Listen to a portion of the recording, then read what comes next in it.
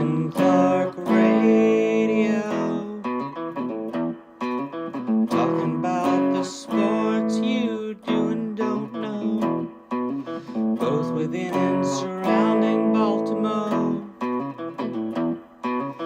Don't ask him about preseason games, oh no, stuff and things and Griffin low.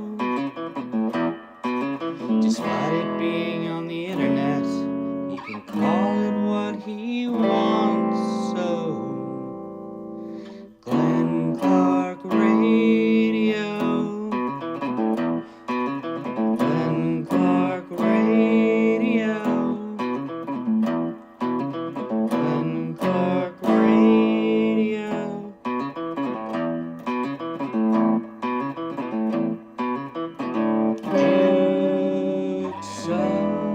Yeah, they do. Hey, and now we get to say it twice this show. Good morning. It is a Tuesday edition of Glenn Clark Radio. I'm Glenn. He's Griffin. We got a lot to do on the program today. Coming up in a little bit, our buddy Will Carroll, the injury expert, Mr. Under the Knife himself.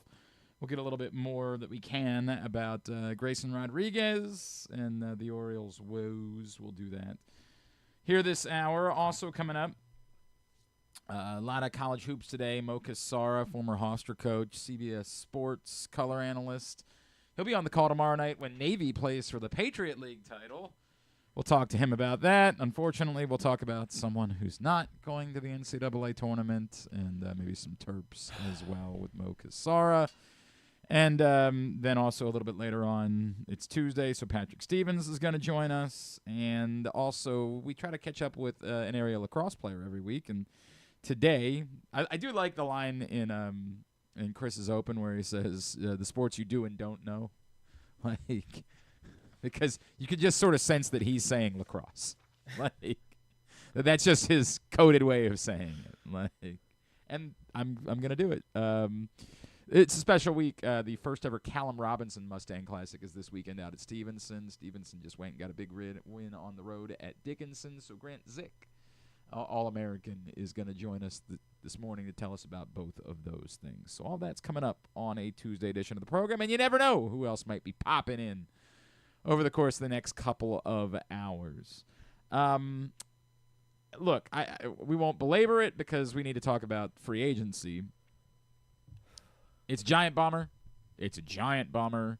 And for some of you that care a bit more passionately, it goes beyond bummer. It goes into, like, genuine anger. For those that are more casual, like, hey, Towson's playing well, like, I'll pay attention now, it can just be a bummer. For people like Griffin, like, it's probably something beyond bummer. That looked like a team that was tight AF last night. That looked like a team that when they weren't pulling away and getting any separation in the first half, all of the demons seemed to creep in. And certainly the way the first half ended with the alley-oop, you just never had the feeling that there was they were never the better team last night. Plain and simple. Now, the Delaware thing, like this phenomenon of Delaware going from being the 12 seed to suddenly playing for that's a crazy story. And at one point in the second half, they were just chucking. Like, they went from this being a game, like a 2-possession, to all of a sudden being up by 13 points because they were just tossing up long threes, and they were going in. And you could say, hey, there's nothing you can do about that, but you can't oversimplify it that way. This thing, this demon, we can say the Ravens have a playoff demon. Like, we can say that, but it can't be defined, right? Like, they've been to the AFC Championship game. In the Lamar Jackson era, they've lost in every round of the playoffs other than the Super Bowl. But they've only made the AFC Championship game once, so it's hard to say they have an AFC Championship game problem because they're 0-1. This thing with Towson and the CAA Semifinals, that's a thing. And no matter how many of these guys haven't been around for all of it? Like, it felt like it crept in. John Rothstein said something about it at halftime. Like, you let this team hang around against a team that's dealing with these mental demons. And I don't give John Rothstein credit for anything because I mostly think he's just a weirdo. But yeah, you should pronounce Towson right. That's what. Yeah, that would be nice. But he's not the only one. There's a lot of people that have that problem that work in media. They think there's a Z and an E in Towson. It's a strange thing. I don't know where it came from. I don't know who said it first and how it continued to be repeated, but it's a thing. I don't have any answers. And look, man, if your answer is, well, you got to move on from Pat, you can just say it. Say it till you're blue in the face. And I can't even tell you you're wrong as much as it would be insane. They just won the league outright. It's this thing where, like, I always say this about John. Step 1, fire coach. Step 2, step 3, profit. Like, we just convince ourselves, well, if you just do something else, it'll definitely be better. What we base that on is nothing. I guess at least with the Ravens, you'd be able to base it on you have Lamar Jackson. You ain't going to have any of the, like, almost certainly the players that you'd want to have are probably going to be gone. Probably. To be fair, I know that Towson's finally put together, like, some actual NIL for the first time, but, I mean, if they're competing with the schools that you would expect you'd be competing with for the likes of, like, Tyler Tejada. Right. I know he didn't have to stay after last year, but this time it seems almost impossible. So if that's how you feel, that's how you feel. And maybe somebody over there feels that way. I don't know. But, again, if that was what you presented to a big business and said, here's my plan, you'd be laughed out of the boardroom. Well, unless, of course, it was the government, in which case. Then you'd be promoted. Then you say, yeah, you're right. Exactly right. Wait, so you have no actual plan? Perfect. Just go crazy? You're our guy. It sucks. It sucks. It beyond sucks. I got nothing else to say. I don't know what else there would be to say. Do I think coaching was the problem last night? I don't know.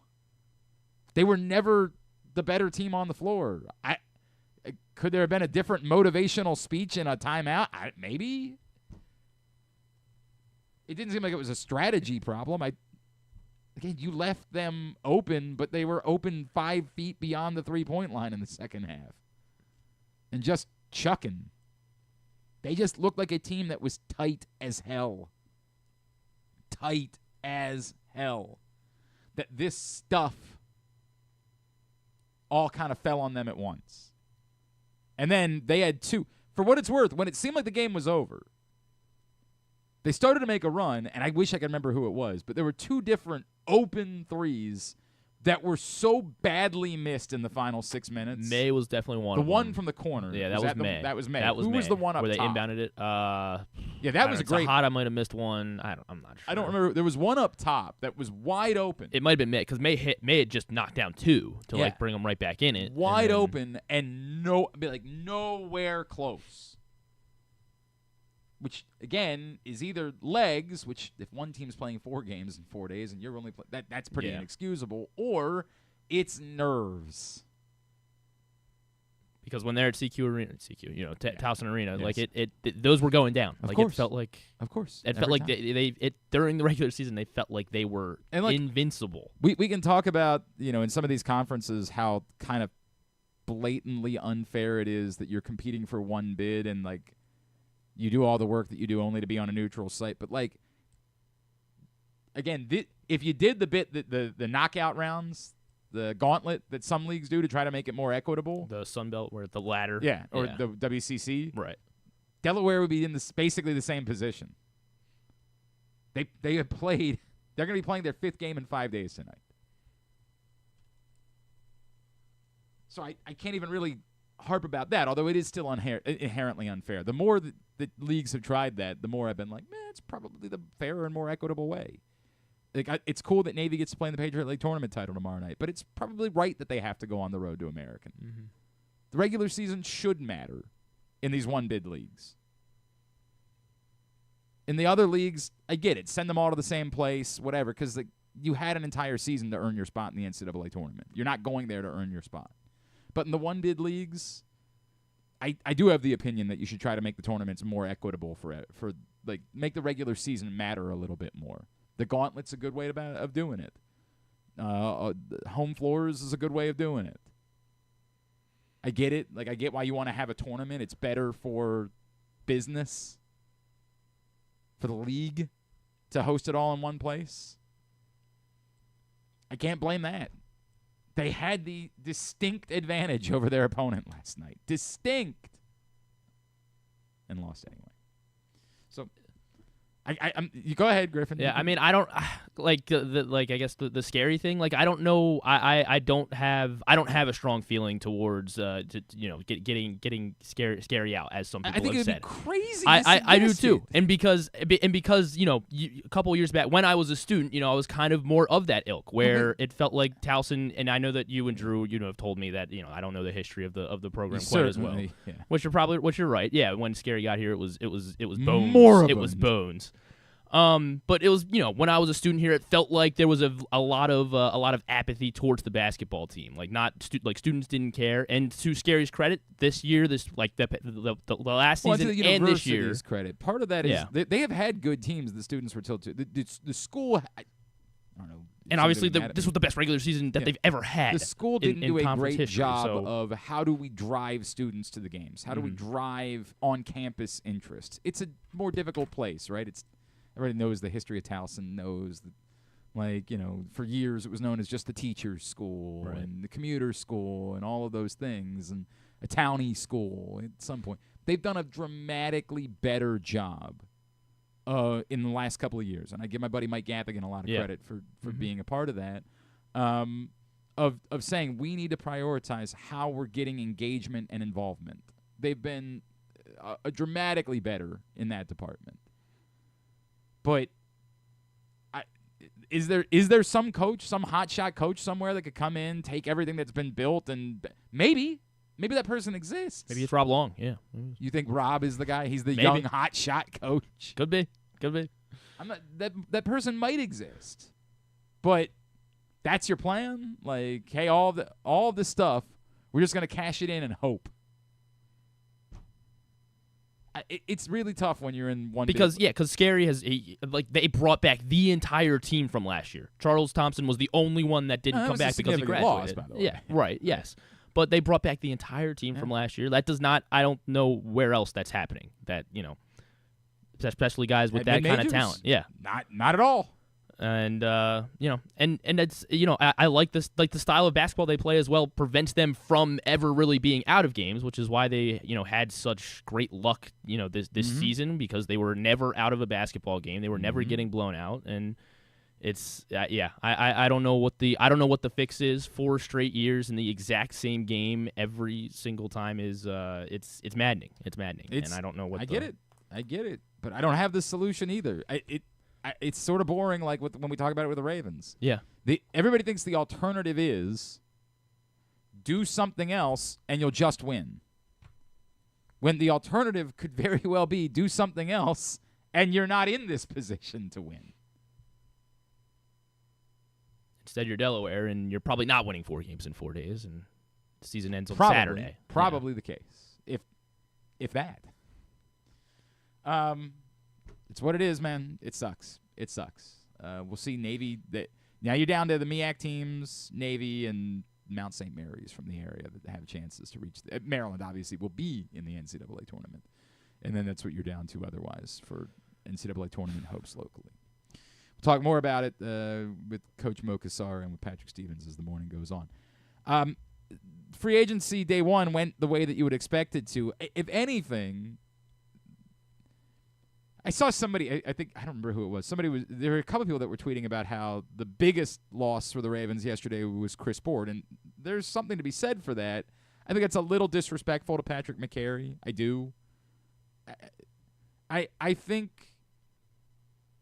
it's easy to miss how significant Patrick McCary has been for the Ravens. He deserved to get a payday. He did.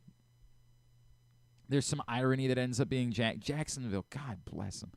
Jacksonville just feels like the place where like they have made people wealthy because they've had to, because of how difficult it is to get guys to want to go to Jacksonville.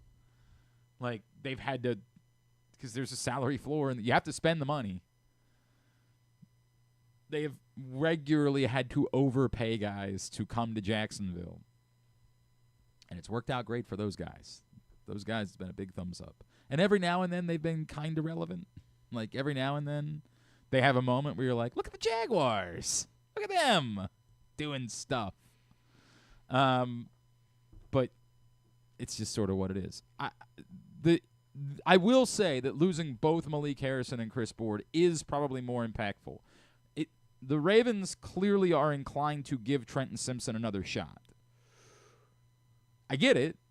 I don't think it was as bad as we think it was, as much as it was. It's just he wasn't on the field, so it was. Well, he got hurt for that one game. Malik Harrison played really well, and all of a sudden you were like, well, maybe we just kind of keep going with that.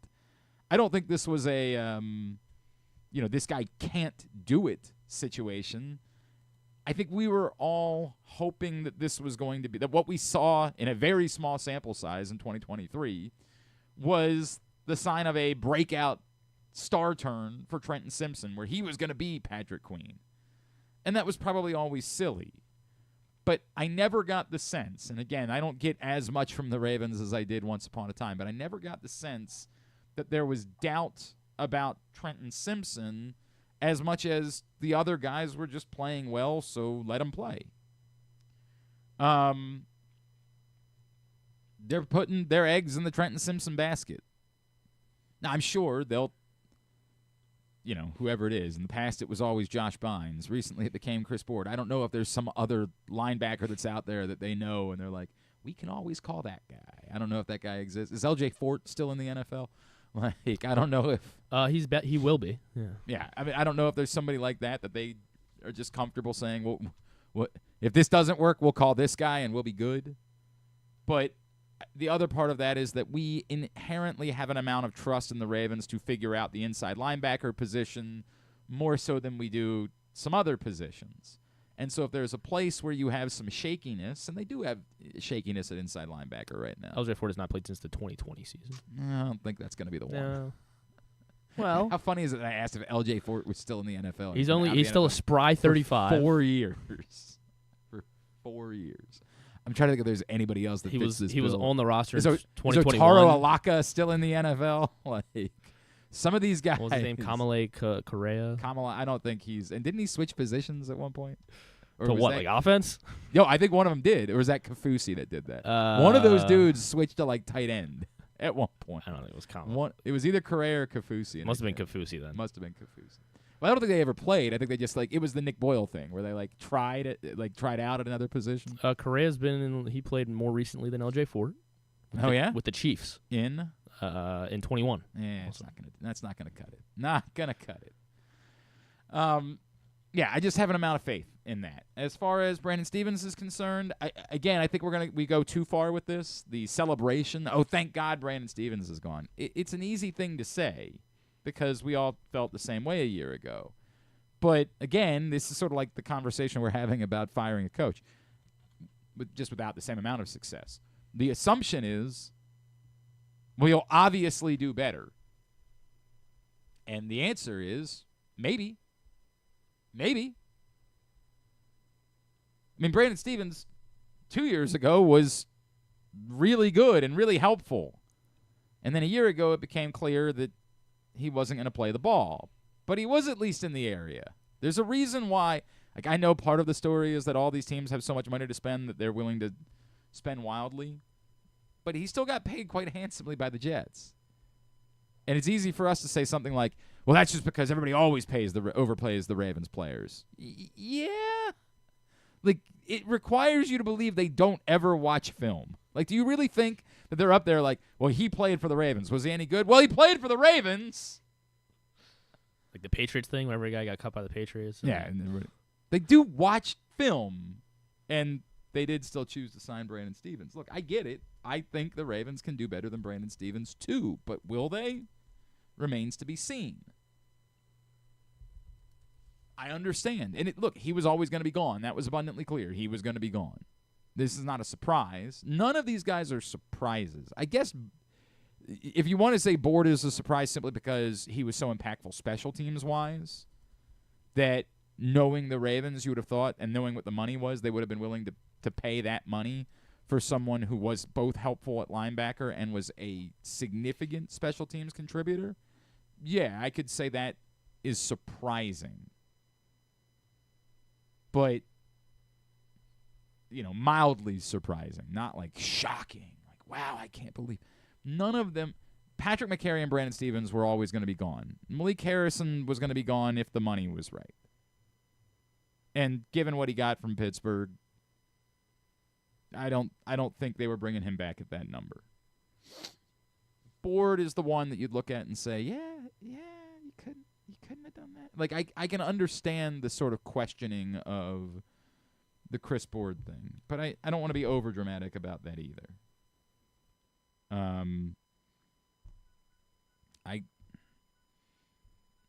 I think the Ravens are capable of finding another Chris Board, and hopefully they will. And again, a lot of this comes down to how much faith they have in Trenton Simpson, and I do believe internally it is more than what you would think based on the fact that he essentially got benched a year ago. So that's kind of the rundown from day one, and it's not that surprising that the Ravens didn't dip their toes in. There are 2 teams in the NFL that have not agreed to a deal with an external free agent yet. One of them is the Baltimore Ravens, for what it's worth. The other is the Philadelphia Eagles. So they're good ones. They're good teams that haven't signed free agents yet. And, of course, the Ravens, to say they haven't signed an external free agent, for what it's worth, like bringing back Ronnie Stanley, pretty significant. So there's a giant qualifier on that. That was their priority for the offseason. They checked that box. That's a damn good one to check. And now they'll go to work in the coming days, and I don't think they're going to be big spenders, but they'll start working on their secondary depth, and they'll look at their O-line depth, and they'll do at least a couple of things, and they will certainly look for players who are cut. Josh Jones is the other one I didn't mention that obviously is gone as well, and so that adds to their need on the O-line. All right. A lot going on. We're all over the place. College basketball, football free agency, but also big story the last few days around here has been Grayson Rodriguez, who went from telling us he had no mechanical or physical issue when his velocity was down to suddenly having tricep soreness and then ultimately elbow inflammation and getting a cortisone shot and being shut down for 7 to 10 days. Does that timeline make sense? And what will this look like on the other side? Well, the man that we always ask about these things, who knows all when it comes to baseball injuries. You know him from his newsletter, Under the Knife. He is the injury expert himself and our longtime friend, Mr. Will Carroll, who is back with us now here on GCR. Will, it's Glenn. It's always great to catch up, man. Thank you so much for taking the time for us this morning. Of course. Thanks for having me on. Yeah, I just realized I guess I'm lying, though. Like, I hate this now with you because you and I have been friends for way too long. Like, I hate now that when we're calling, it's about something that we're not happy to talk about. I try to tell people I'm not the Grim Reaper. I'm not going to tell you everybody's dead. I'm not going to tell you, our pets' heads are falling off. Yeah. I'm going to try to explain it. I'm going to make you feel a little bit better. Okay. Sometimes it's not good news, but at least you understand why it's bad news. So let's walk through this with Grayson Rodriguez because it's not just where we are now. It's the strange nature of how we got here that I think is so perplexing to Orioles fans. That this all starts with his velocity being down and him talking to the media after the game and saying, no, I just felt a little sluggish today. Nothing physical, nothing mechanical, all's good. And I get it. Like, that just might be him projecting and, like, wanting it to be a certain way. Yeah. But then it goes from that to tricep soreness, like, okay, that's not great, to now being elbow inflammation. And, of course, whenever it involves the word elbow, we all panic. Does any of this, like, do you find yourself saying, yeah, I can see how this all played out this way? Or is this as perplexing to you as it was to all of us? I don't know if perplexing is the right word. I mean, we have to put this in full context. We can't just take a couple days of this because this isn't something that develops over a couple days. We have to take this back really to that lat strain that he had last year. And even let's just go back, this spin rate revolution, this velocity revolution, this sort of modern pitching construct that we work in. And that's what's happening here. The problem is Grayson, let's say it, he lied. Maybe he didn't have a full understanding of what was going on physically, but he was probably feeling something, and I get it. We don't want to tell people the bad news. We think we'll be better. I'll sleep on it. It'll be fine. I think at the time he said the things, which was, about a week ago now, he thought, I'll get a little treatment. I'll sleep on it. I'll be fine. And he wasn't. Clearly, there's inflammation in the back. He had the cortisone injection. That's usually not cortisone. It's an anti-inflammatory. And the location of it is really the key here. Because having it in the back of the elbow, underneath the arm anatomy is so weird, just because doctors think of you as laying down with your palms up, and most of us don't walk around that way. Okay. So when I'm talking about the back of the elbow, I'm talking about where the elbow, that point of your elbow, meets your triceps at the back. Okay. And that point, there's a big tendon there, and that's likely, there are a couple things it could be. The two things it is most likely to be is that triceps tendon that comes in there. It's basically the break. As you extend your arm out and make sure it doesn't slam shut, your triceps has to basically grab it and say, no, you can't go that far. It becomes the brake on that arm acceleration. And think about how fast that is. That's one of the fastest motions you can have. If your arm went around all the way, it'd be something like 2,500 RPM. The other thing here has to go back to the lat, because that lat, if you think about the motion of pitching and that last second pull down that puts so much spin on the ball the way that Grayson does, that's where we're seeing so many lat strains. Luis Gil with the Yankees, probably out for, if not the entire season, most of it with a severe lat strain. The Brewers have had a couple pitchers with it. We're seeing more and more of it because these guys are chasing that spin rate. So Grayson had that. Now he's dealing with this. So think about its spin and its brakes. That's just a breakdown of the entire mechanical process. So it's a question of where on the kinetic chain is the weakest link. And right now, that elbow / triceps things tells me it's the brakes. Okay. So now what? Right? Well, yeah. So this is the thing. You have to fix the process. You're not going to say, hey, you need to throw less hard. What you have to do is build up properly. If you got a car, I hate the phrase all gas, no brakes. But if you think about it, if that's your car, put on bigger brakes. So does he need to get his triceps stronger to deal with a bigger load? Is he not using as hard a pull down to go off on the lat, which has changed things a little bit and put a little bit more acceleration in? So, maybe he is all gas, bad brakes, and he has to put on new pads, new rotors, replace the entire system. We hope not. But that's really where this likely is coming from. The other one that I should at least mention is if you think about the extension, if you overextend, if you hyperextend, your body doesn't like that, and the bones of your lower arm and upper arm slam into each other, and that's bad too. Yeah, this sounds really bad when you say it like that. So Will, can you explain what does it do when he gets the cortisone shot, and what are they looking for after these 7 to 10 days? What are the potential realities now? Well, anytime you're talking about an anti-inflammatory, we've all had this. You bump your leg, your knee swells, you do whatever. You take an anti-inflammatory. As simple as taking a Tylenol. You hope to get a little bit. You take an Advil. You hope to get some of the inflammation out. Ice is something of an anti-inflammatory, though it also has other processes we usually don't want.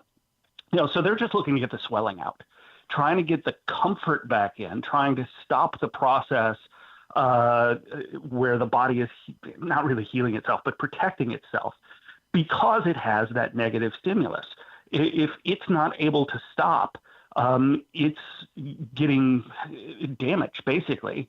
That tendon is not being able to handle the load it has. So it says, you know what? Some of these fibers are breaking. things are going on, and the body's going to try to heal it, and it's also going to try to get you to stop. Things hurt because something bad is happening, and your body wants you to learn not to do that. You get the inflammation out. Hopefully you get back to a situation where he can go back and strengthen things, or at least change the forces. So it is plausible that after 10 days, I guess what's the best case? What's the worst case? The best case is he's out 10 days, or 5 more days, whatever it is. He goes out and throws. He feels pretty good. Okay. He's not going to throw 100% at that point. It's with pitching injuries. The thing that's always difficult is that you go out, you hear Rodriguez is throwing, everything feels fine again, and you think, okay, cool, we're done with that one. We're not. You don't really put the load on until you're up in, you don't put any load on the elbow until you're over 75%. And you really don't get the full thing until you're throwing 90, 100%. So it's those full go mound sessions that you really have to see if everything's going to come back. And even then, you got to wait to see how the body processes it. So I always say it's that 100% mound session, then the pen in between where he's just lightly throwing. Does he hit it? Did he have to have a whole bunch of treatment in between? Does he need an extra day to recover? Once he gets to that, you can forget it. So I think we'll see him throw. The question is, is it just an inflammation issue? Can he fix the other things? Can he get in the gym and maybe strengthen some things? Can they adjust something mechanically that maybe he adjusted to deal with the lat strain last year? So a lot of moving parts here, but great medical staff there in Baltimore, really good pitching staff, really good analytical staff. They've probably got more than a few ideas on how to fix this. Okay, and what's the worst case scenario? Worst case scenario is they can't fix it, and it keeps recurring, or that something snaps. The last thing you want is a tendon snapping. We can repair or reconstruct ligaments fairly easily. Garrett Cole's going to go and have the surgery probably right about now, right. And he'll be back in a year. And 90% of people come back from Tommy John. They come back just like they were, but you miss a year of a career. Yep. This might be the difference between a Hall of Fame and not for Garrett Cole. Can I ask it this way? Because I feel like there are people that, and we're chatting with Will Carroll here on GCR. I feel like there are people that would just say, you hear this, well, just get on with it, right? Like, don't end up letting this cost you next year, right? Like, why is it not that simple to just say, hey, inevitably you're gonna need surgery, just go ahead and do it now? Well, first, this isn't a UCL problem. Right. They know whether or not this is a UCL problem. You go in there with an MRI, you can figure it out. Second, let's say the most likely scenario is 6 weeks, and surgery would cost you 14 months. Mm-hmm. Well, very easily you're going to take a shot and say, let's see if we can get this done in 6 weeks. Because, 14 months from now is mid-season of next year. 14 months from 6 weeks from now is mid-season of next year. It's not that much of a cost. If you're looking at 6 months versus a year, then maybe you have it. The other thing is people always say, go ahead and have the Tommy John. Well, we're not talking about Tommy John here. We're talking about a tendon. That's the most likely scenario. Right. But you don't just have surgery because you want to. Yeah, I mean, if I say to you, Glenn, hey, let's go have ACL surgery today. It sounds fun. Right. Nobody's going to do that. Right. No doctor is going to do it. They're going to say your ACL's fine. If he doesn't need Tommy John surgery, if he doesn't need a tendon repair, then don't have one. That sounds right. I think that there's this this feeling that people had because of what happened with Kyle Bradish last season where he came back. But the first one wasn't, to your point, a UCL. It was the second one that became the UCL sprain, and that's the reason why at that point he had the Tommy John surgery. Where Will, I just since I have you, and hopefully to your point that this is the better end, then it's 6 weeks and that's it. Let me go to Felix Bautista if I could for a second, because he did obviously have Tommy John surgery. We've now seen him 3 times this spring, about a year and a half removed. His velocity, while the results weren't as good last night, his velocity was back up to around 97. From what you know, where would your comfort level be that if this is where we are 3 appearances in to his return, that either, whether it's by opening day or soon thereafter, he might be able to be Felix Bautista again? Everything I've seen is very positive. You have to remember, okay, first off, he's 18 months post. it's not because it took longer. He was probably ready about October. There was some question about whether he was going to come back for that playoff run. Right. But, there were some questions. But we didn't play baseball in December, so he couldn't come back then. He's ready now, obviously. But when we say when did he first return, it's going to be April. Or what is it, March 31st, whatever the first game is. Right. So the calendar determines some of these return time. Everything is positive. He's throwing all his pitches. He's throwing at near high velocity. The thing you have to get at the last two stages of any rehab is going to be the feel. And I remember, gosh, this is 20-something years ago, when Kerry Wood had his Tommy John, he told me it took a long time for him to feel like his hand was attached to his arm. And, the hand's not involved, but obviously things change. Your body has to get that kinesthetic sense back. On the other side, you have to get your confidence back. Again, this is 25 years ago. Deuce McAllister was a really good running back. He played with the Saints at the time. Yeah. He just couldn't stay healthy. He had ACL surgery, and for the first 4 weeks of the season, he was just running straight forward. He didn't want to cut. He certainly didn't want to cut on that old turf because he knew what had happened to him. But he was running up the middle. He had a big hole. I think it was Brian Urlacher. It was one of those, like baby-eating middle linebackers. It was about to just smoke him. And out of survival instinct, he cut.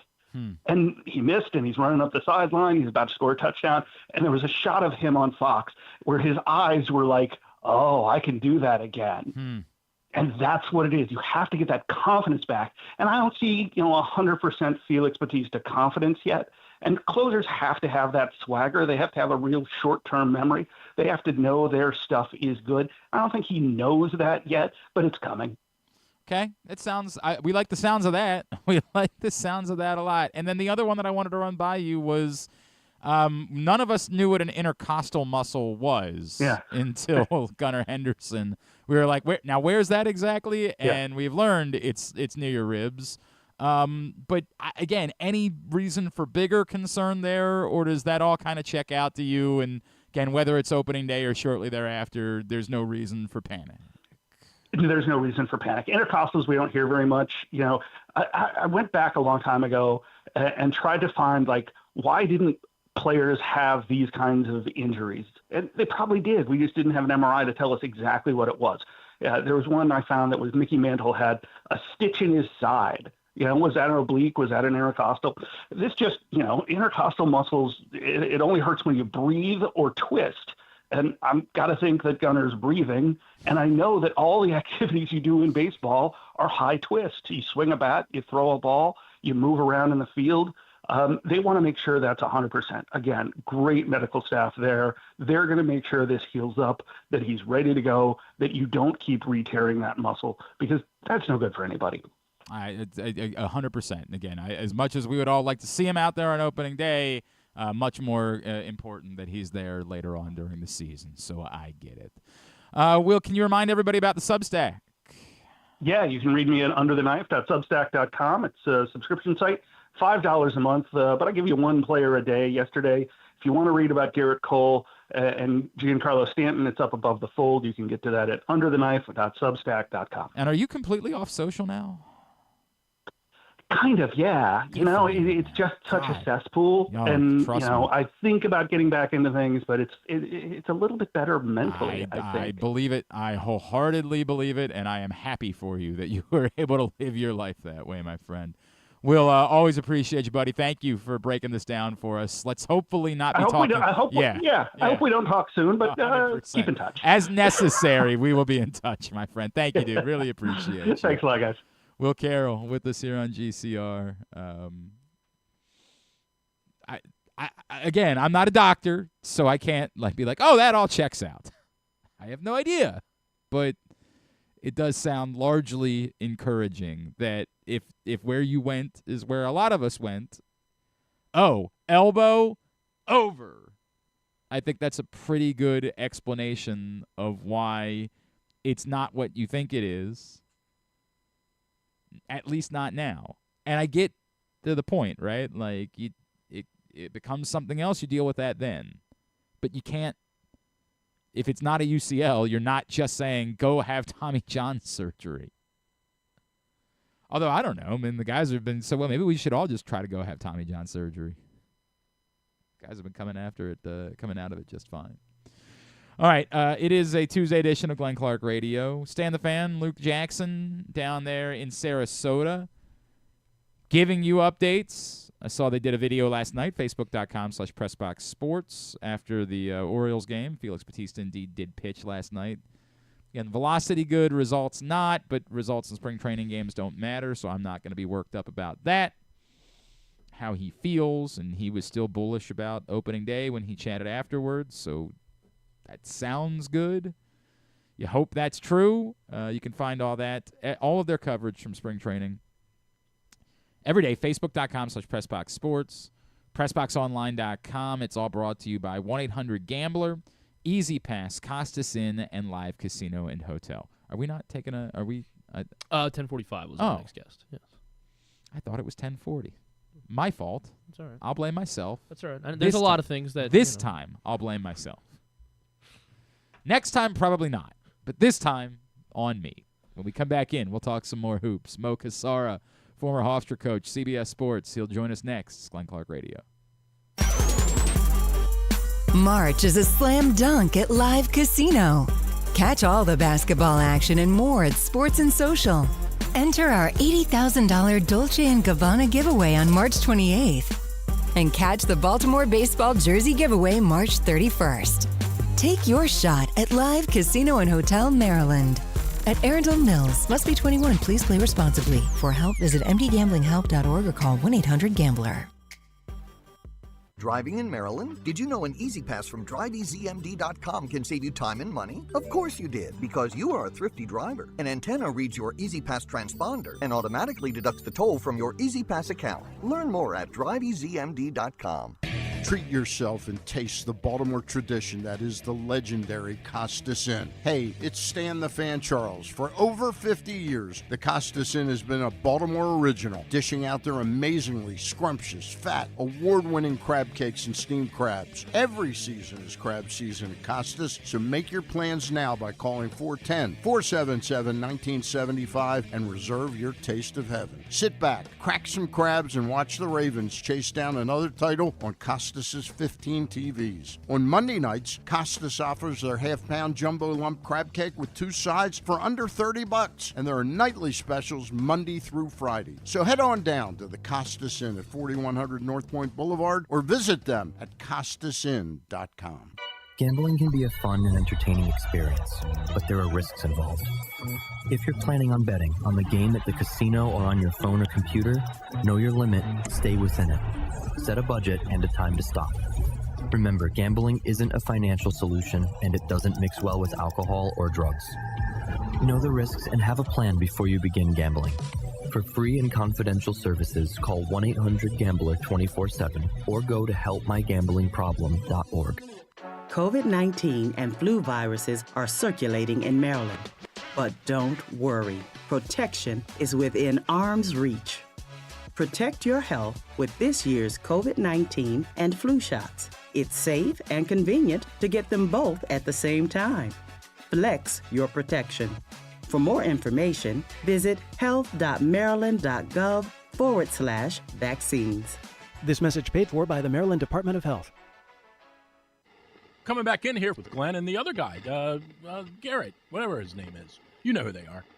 All right, back in here on GCR as we continue along on a Tuesday edition of the program. Today's show also brought to you by County Sports Zone. It is championship week down in College Park. The state high school basketball playoffs. Find out everything you need to know, schedules for championship week, how everybody got there, by going right now to countysports.zone. That's countysports.zone, proudly sponsored by your local Toyota dealer and buyatoyota.com. The other big NFL news from yesterday, I know obviously it was a sort of a frenzy, a free agent frenzy. Justin Fields, the quarterbacks are always the big stories. So Justin Fields, officially out of Pittsburgh, goes to New York.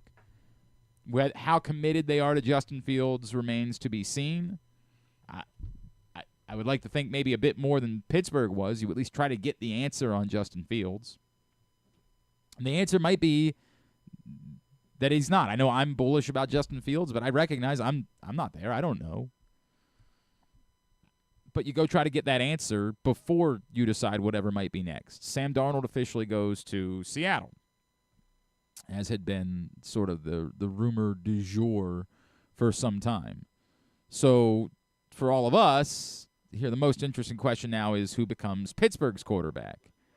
And I guess it's still possible it could be a reunion with Russell Wilson. Like, that would still be in play. And obviously Aaron Rodgers is still in play. The Giants still need a quarterback. We'll see. At this point, you assume if Minnesota didn't bring back Sam Darnold, that presumably they are committed to just making J.J. McCarthy the guy, and maybe they're more prioritizing a backup and not someone who would come in wanting to be a starter. Although, we can be surprised. They could, I guess, change their mind about that. But, and maybe that's where Russell Wilson is at this point, is like he's just a backup. But the Giants still desperately need a quarterback. The Steelers still desperately need a quarterback. And then you have the Browns, who need a quarterback but can address that with the number 2 pick in the draft if they so choose. So it doesn't appear as though they're being aggressive, and it would kind of be nuts for them to not be addressing that with the number 2 pick in the draft. So that's where we're at. The big ones, quarterback-wise, Fields to New York and Darnold to Seattle. Back to college hoops this morning here on GCR. This man is going to be down in D.C. tomorrow to call American and Navy in the Patriot League title game. Let's talk a little bit more about that and all things going on this March with the former head coach up at Hofstra, a man you see on CBS Sports Network. He is Coach Mo Cassara, and he's back with us this morning here on GCR.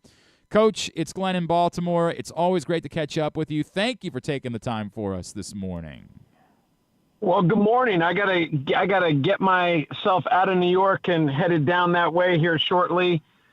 Certainly an exciting time down in that area with, especially in the Patriot League, Navy and American, going to be a great contest on Wednesday night. Looking forward to it. I know you saw Navy on Sunday, and what a performance that was for them going up on the road to Bucknell. It's weird because this was a team that had some veteran pieces. I think there was reason for excitement. They couldn't kind of all put it together, but we also knew that this league was a bit more open than obviously it has been in recent years with Colgate being dominant, and they kind of took advantage of that. Yeah, Colgate's been the dominant team, the last, 6-7 years, 4 straight Patriot League titles. What they've done there is incredible. And But I do agree with what you said, and I had Navy a few times this year, and on top of a huge win at number 1 Bucknell, they also beat Army twice this year, once on the road. So they've really put together a nice season. But as you mentioned, a little bit of inconsistency. They had some bumps along the way, some offensive struggles at times. But they're an exciting group, and they're playing really, really well right now. Back-to-back road wins at BU, at Bucknell, and now they go back to American with, kind of a free swing, as I like to say sometimes. Nothing to lose, right. No pressure. I think the pressure's clearly on American. They, finished tied for first in the Patriot League, and they're the veteran group. So certainly going to be an exciting game down in D.C. on Wednesday night. So on the flip side, right, I got to admit I have a little conflict here, Coach, because while obviously around here we're rooting for Navy, that's the way that it goes, I got to tell you, Dwayne Simpkins is one of my favorite people. Like, I just love that guy. He's awesome. Yep. Maryland legend, great dude. How impressed have you been with the job that he has done in his first couple of seasons as a head coach? Tremendous. And, I got to see him in year 1. Inheriting a pretty veteran group, and it's always challenging taking over a program, right? Coach had been there previously a long time, and but he's just, as you mentioned, he's a great dude. Obviously played at DeMatha, coached in high school in the area, George Mason, Maryland. I mean, all these boxes that he checks, and on top of that, just a classy guy, heck of a basketball coach. And he's taken this veteran group and really pulled them together and gotten the most out of them. And, everybody's really been chasing them most of the season. They had a couple bumps along the way, but they've recovered, fought through some injuries, and this is a deep group too. They've got arguably the best player in the league in Matt Rogers, got a terrific point guard in Elijah Stevens, but they've got young guys coming off the bench. They can score a lot of different ways. They start a couple graduate students and a couple seniors. And, in this day and age in college basketball, that's really valuable. And what a cool story it would be for them is, I think a lot of people are familiar. That's where Gary Williams started his coaching career, was at American. Yep. And so for Dwayne Simpkins to sort of follow his own coach, it's just such a cool story. But again, I want to make it abundantly clear, we care about Navy. That's what we're doing here. That's the way it works. Coach, I wanted to touch on a couple other things. Of course, that's tomorrow night. You'll be down in D.C. for the Patriot League championship game on CBS Sports Network. Someone that you briefly shared a conference with in the CAA, our friend Pat Scarry. And speaking of favorite people, right? Like, it's so high on my list of people that I love is Pat Scarry. And how this continues. And now this is 4 straight years in semifinals. They've not been able to break through and even reach the CAA tournament championship game. Can you make any sense out of how someone who's been so consistent, like just has this like demon of dealing with the semifinal round of the CAA? I was dying for him last night. I was following the scores on Twitter, and I saw they got behind, and unfortunately they just kind of ran into a team that just got really hot at the right time. I mean, the Delaware, what Delaware's done the last couple of days compared to what they did the last couple of weeks just doesn't make sense. But March often doesn't make sense. Pat and Towson, what they've done in the regular season. I saw his press conference, and he said, we've been the best team over the last couple months, and we needed to be the best team over these couple days, and they weren't last night. Is there something to it? Is there a reason for that? Geez, I don't think so. I think sometimes it's just timing and, getting the right draw and playing at the right time. And, it's just a really unfortunate thing because, what they've built there consistently throughout the regular season the last couple of years is incredible. It's a difficult league to navigate. I know firsthand it's gotten even harder. There's some teams in that league with a ton of money, and they have just done an incredible job of keeping guys and coaching them. And but then, in the business that I used to be in, or the business that I cover now, it's what you do in March, right? You got to win. You got to win in March, and that's what people remember. So, unfortunate season-ending, conference-ending game for Towson last night. So, can you speak to that? Because you're right. Like, this is the way it works, and because of that, inevitably, and I want to make it very clear, I am not one of these people. But, Coach, there are people that say, "Well, he's got to go. He can't get a job." How important is it to when it's working, stay the course as a program? Well, I think those people who are saying that don't really understand. They don't have any idea how difficult it is to navigate the entire year now. And it's the entire year. It's the summer. It's the spring. It's NIL. It's academically. It's on campus. Pat Scarry, what he's done there and has continued to do it's incredible. And anybody that's criticizing that doesn't really understand the big picture. Yeah, I know everybody wants to win and play in March, but sometimes that is not only just being a good team, but it's being lucky. It's play, and they just ran into, like, I wouldn't be surprised if Delaware wins tonight. They just hit it at the right time. Happens. It's part of it. Why has Towson kind of got to this part and not been able to get over the hump? I mean, you could point to a lot of different things, but I think when you're building a program and you're talking about all the things that are so important in college athletics, that is Pat Scarry, and what he's done there has just been tremendous. I don't believe, I'm not a particularly superstitious guy, but I'm starting to think maybe you might need to come to smudge it or something. I don't know what you need to do in order to try to fix this moving forward. It's tough. Oh, it's tough. Yeah. Coach, we are all fired up about Maryland here. We're starting to believe that this is real, that they genuinely have a chance. The one concern is they get so little production from their bench. There have been multiple games this season where they haven't gotten a single point from their bench. Their starting 5, incredible, and there's just next to nothing as far as production is concerned off the bench. I know in the NCAA tournament that the timeouts get longer, and that benefits you. How how concerned would you? Is it more valuable to have one of the best starting fives but no depth? Like, how concerned would you be about depth problems for a team that's really good going into the NCAA tournament? Well, I think the depth thing, you make a great point. Once you get in, you don't need to have tremendous depth, especially with longer timeouts. But playing 2 games in 4 days sometimes also gets challenging. So they might need to find somebody else that can give them a couple minutes. Matter of fact, just to draw it all together, it happened in the Navy game the other day. Navy got in big foul trouble up at Bucknell, and they had to kind of look down their bench, find a couple minutes here and there from guys that don't play. And Maryland may have to do that as well. But they also have a terrific coach who's won a lot of basketball games and done a really nice job, in Kevin Willard. So I think Maryland is certainly a team to look out for. I think that they've got, terrific postseason aspirations. And, again, it's draw and time. The one thing they do lack is some depth. But I think once you get in, then it's just about game to game, and I think that they have a really good chance of making a good run in the NCAA tournament.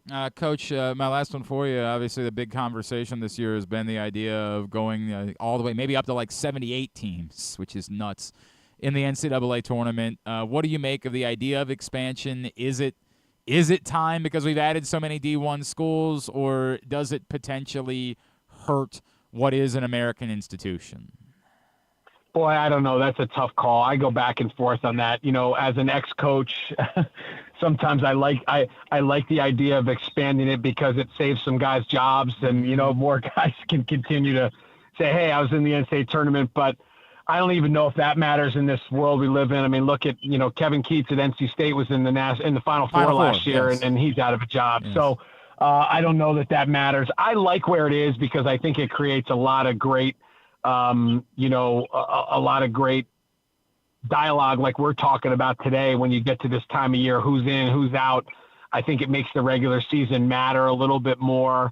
So I hope they keep it where it is. I'm a little bit of a traditionalist. I think when they added the playing games at Dayton, that was a wonderful piece, and I think that helps a little bit. So I hope and think they will keep it where they are. But as you mentioned, a lot of new teams coming in. It's expanding. There's more pressure to win. I'm on the fence on that one. Not a very good answer for you on that question. I understand. It's complicated. I'm the old man yelling at a cloud and just saying, "Don't do it. Don't do it." That's right. Coach, what all can we plug? Obviously, the Patriot League title game tomorrow night. Is there anything else that we can plug for you? No, that's it. I think it's a great one tomorrow night, especially in your area. 7 o'clock, CBS Sports Network, the Naval Academy, and American, 2 teams who have not been in the NCAA tournament in quite some time. I think it will be exciting.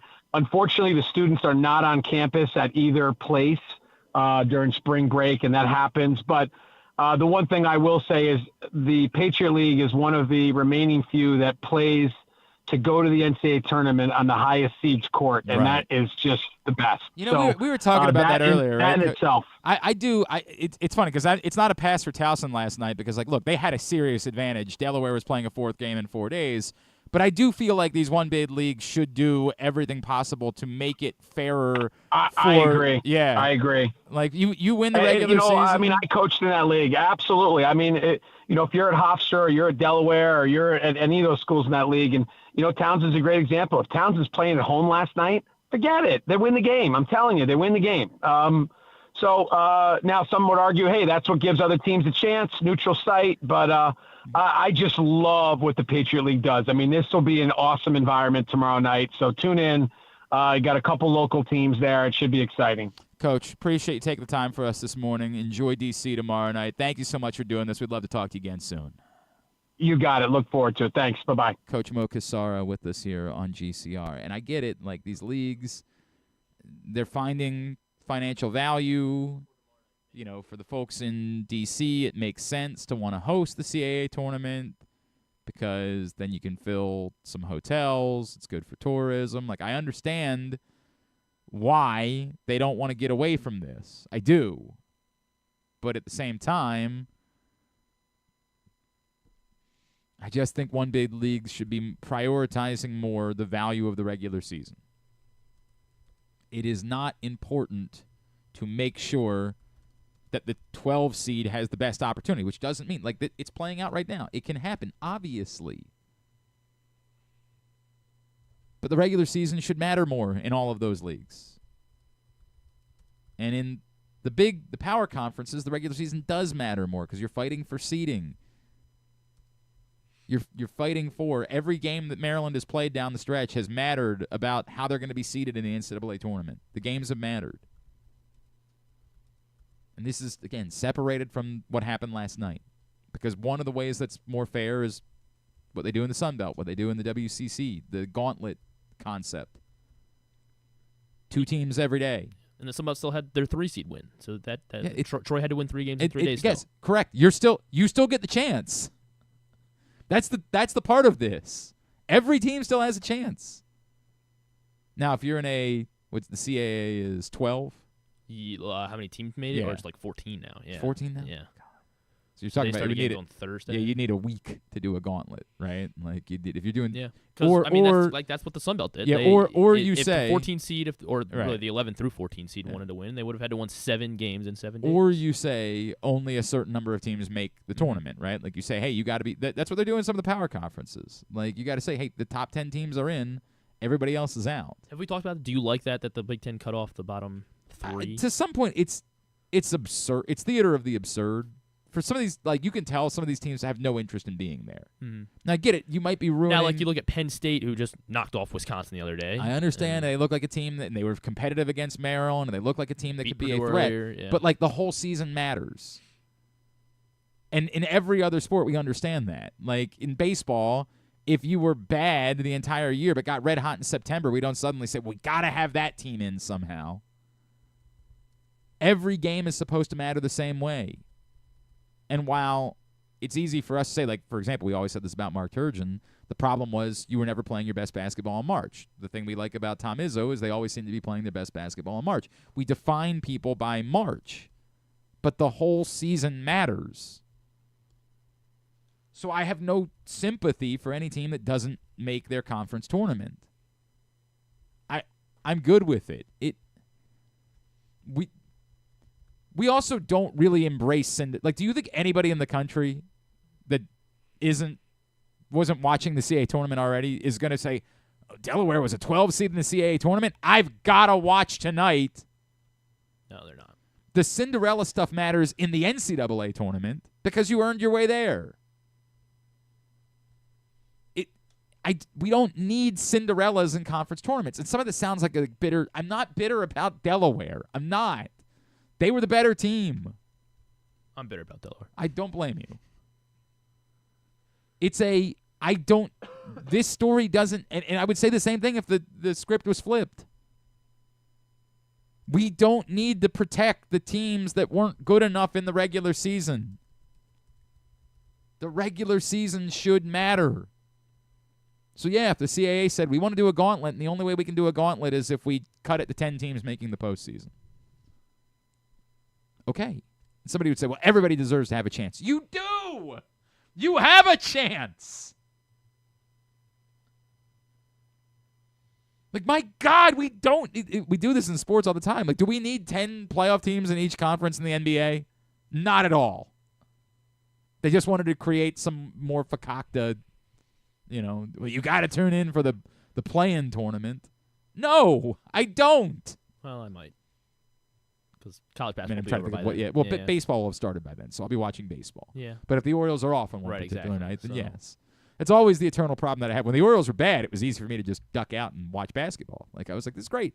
Pay attention to the NBA playoffs. Love it. But then the Orioles got good again, and I was like, nope, sorry. I'll be with you as soon as the Orioles game is over. Which good news. April 15th through April 18th. So that means the Orioles, the Orioles will play each night that week. Sorry. Won't be watching. I mean, I'm sure the Western Conference will start later, and I can poke over at that. Maybe I'll poke over at that. I'm trying to think of who's going to be. I guess the Warriors are going to be involved. Who's in line to be involved in the Kings? I don't know. Yeah, I haven't. But we'll find out tomorrow at NBA Corner. That's right. That's a great point. Thank you. Don't want to ruin that. You're very considerate in that way. It's good stuff. All right, so yeah. If we want to have a different discussion, why people don't care about Delaware, it's because the first time they were on national television wasn't until last night. And that's more of the conference. I mean, and how accessible their games are. With respect, I don't think the people were finding the other games, like the people that were tuning in to the people that were watching like the Towson games on CBS Sports Network weren't the people. Like people, the fact people that, don't just flip on CBS Sports Network and say, "I'm going to watch whatever game's on here." Well, the fact that even diehard college basketball fans can't watch. Well, yes, the flow sports thing is a problem in general. Like that's another conversation. It's awful, but it's not germane to this topic. I every year we'll continue to have this conversation. The Patriot League, their answer is play on home floors. Cool. CAA would say this is profitable for us. We're not giving that up. Okay, I can't really argue with that. That's why I guess they think the flow sports is profitable for them too. I think there's some short-sightedness to that, but that's a conversation for another day. I think sometimes things can be lost leaders and maybe not making quite as much money on the TV deal, but perhaps having the product more available to people would be could be turned into a lost leader. But I can't define that. I have no data.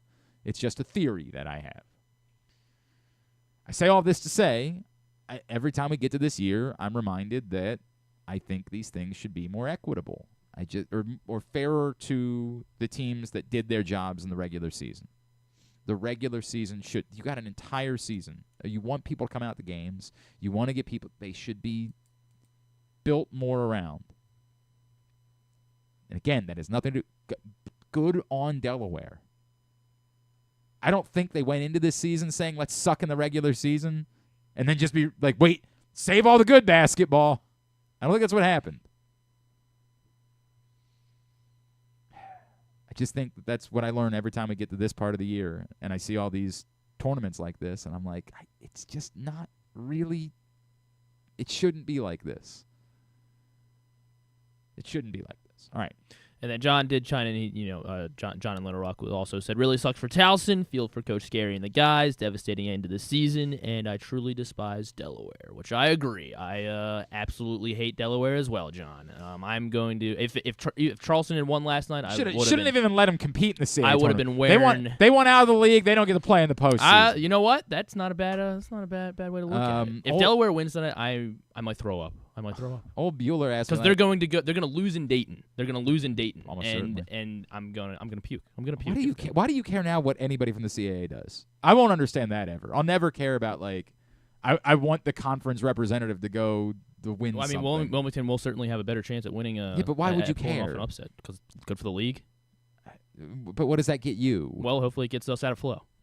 Okay. Because people are like, wow, maybe there's good basketball going on here. Well, there is good basketball going on here. Maybe people will be like, oh, there is good basketball here. It's a hell of a jump, Let's get someone to buy out flow. A hell of a jump. Old Bueller had said, is Towson ever going to make the CAA final? I don't know. Correct. The answer is no. Not this year. Not while they're on flow. I don't. That's you're That's convinced it. that it's as long as flow sports exists. I think so. Well, Towson's done everything in their power to allow you to watch as many games as possible. I know. Thank you, Mike. Despite flow sports. They've done everything they can to try to make it so that you can watch the games. And I still can't watch half the games. I understand that. I understand. Disappointing end to a great year. Yeah, it's we're all everybody's bummed. I assure you. My kids were so in. They were drunk on Towson basketball, and now they just got to be drunk on alcohol. St. Patrick's Day coming up this week. I did say that to the kids. I'm like, what do we want to do for St. Patrick's Day? And my kids had some great ideas. They said, we could go to the trampoline park. I said, yes, exactly what you do for St. I have off on Sunday, which almost never happens. I guess we're airing some conference championship games on 105.7. A10 title game, probably. I don't know which title games. I think Drew's on. Is it the Ivy League? Really? I think because are there no conference championship games at 4? I guess so. Well, I mean, I guess the last one's at like 3. Like the Big if Ten. Maryland's at 3. in the Big Ten title game, then we'll air that, and then I guess Drew won't be on. But if Maryland's not in the Big Ten, title I game, heard Drew's going to be like, no. Yeah, right. You told me I have 2 hours. You bumped that over to 1,300, and I take over. Everybody's going to tune in for the Maryland game, and they're hearing Drew talk about Minwoo Lee. Christ. So I guess he would be off if Maryland's in the Big Ten title, but I think they're airing earlier in the day. I think they're airing whatever championship games there are to air, and so Ivy we're League, off. yeah. Yeah, the Ivy League. Is that a Sunday? Yeah, because it's Saturday, Sunday. They just do 4 teams in their conference tournament. Talk about the regular season mattering. And it's home. I'm pretty sure it's home sites as well. Well, no, it's everybody goes to one, but it's the one. So it's the one seed hosts the whole thing, which then becomes awkward if they lose, and then they've got to host 2 other teams. But we've all been there. Oh yeah. Loyola won the Patriot League soccer tournament one year, lost in the semifinals. And had to come back and do like an Army Colgate game or something like that the next day. But I say all that to say I don't have to work on this. Is like the first day off I've had all in a year. I want to say. So I said to the kids, like, let's do something St. Patrick's-y. And I swear to God, their answer was the trampoline park. Dave and Bob. I'm like, no, I want to do something fun and festive. And they're like, trampoline park's not fun? They're like, we go to the hamster wheel place. I'm like, no. What is the hamster The thing wheel? that we did the races, whatever you want to call that, the big giant bubble, the video that we showed last week. Okay, the where you lost. Yeah, I didn't lose. Legally I lost, but as you could tell from the video, I mean, as you said, start going frame by frame. Really weird how all of a sudden when you found out who it was, you were like, oh no. I mean, you slow it down, go if frame by Spiro frame. If Marikis was in that, you would have said, you won by a mile. But me, I don't know what happened here. I thought we were good. I thought we were cool. But all of a sudden, it's all coming out now. All the bitterness, all of the rage has been built up, and it's starting to come out for my pal. All right. I don't know what I was doing here, but it is what it is. So we'll just move on. All right. You wanted to go to the pumpkin patch for St. Patrick's Day. That was, I would like to go. I try to think of what we did last year. We went to Guilford Hall because they did a big, and they had like giant Jenga and a bounce house for the kids and all that. And then we went to the Towson baseball game. Last year. Are they home this weekend? I don't know. Are they home? Because the kids don't know any better. Again, this is the nice thing about. You tell them it's the Orioles. Exactly. I can tell them anything. They're idiots. I can just tell them anything. Like they're all in, and it's free to go to a Towson baseball. Yeah. Oh, they also did steal a baseball from the Towson baseball game. That might be why they can never get off Flow Sports, is because they can't afford baseballs. We baseballs are expensive. There was a foul ball, and my younger son got it. This doesn't want to load. And all of a sudden, we heard an announcement that was like, "Please bring all foul balls to the table beneath the gate." And little concession stand or whatever. And I said, "All right, we'll take the ball back." And then I legitimately forgot, and then as we were walking back to the car, I asked my son, I was like, hey, did you take the baseball back? And he was like, hell no. They're hosting Cornell this Sunday. 1 o'clock. Doubleheader on Saturday. On Flow Sports.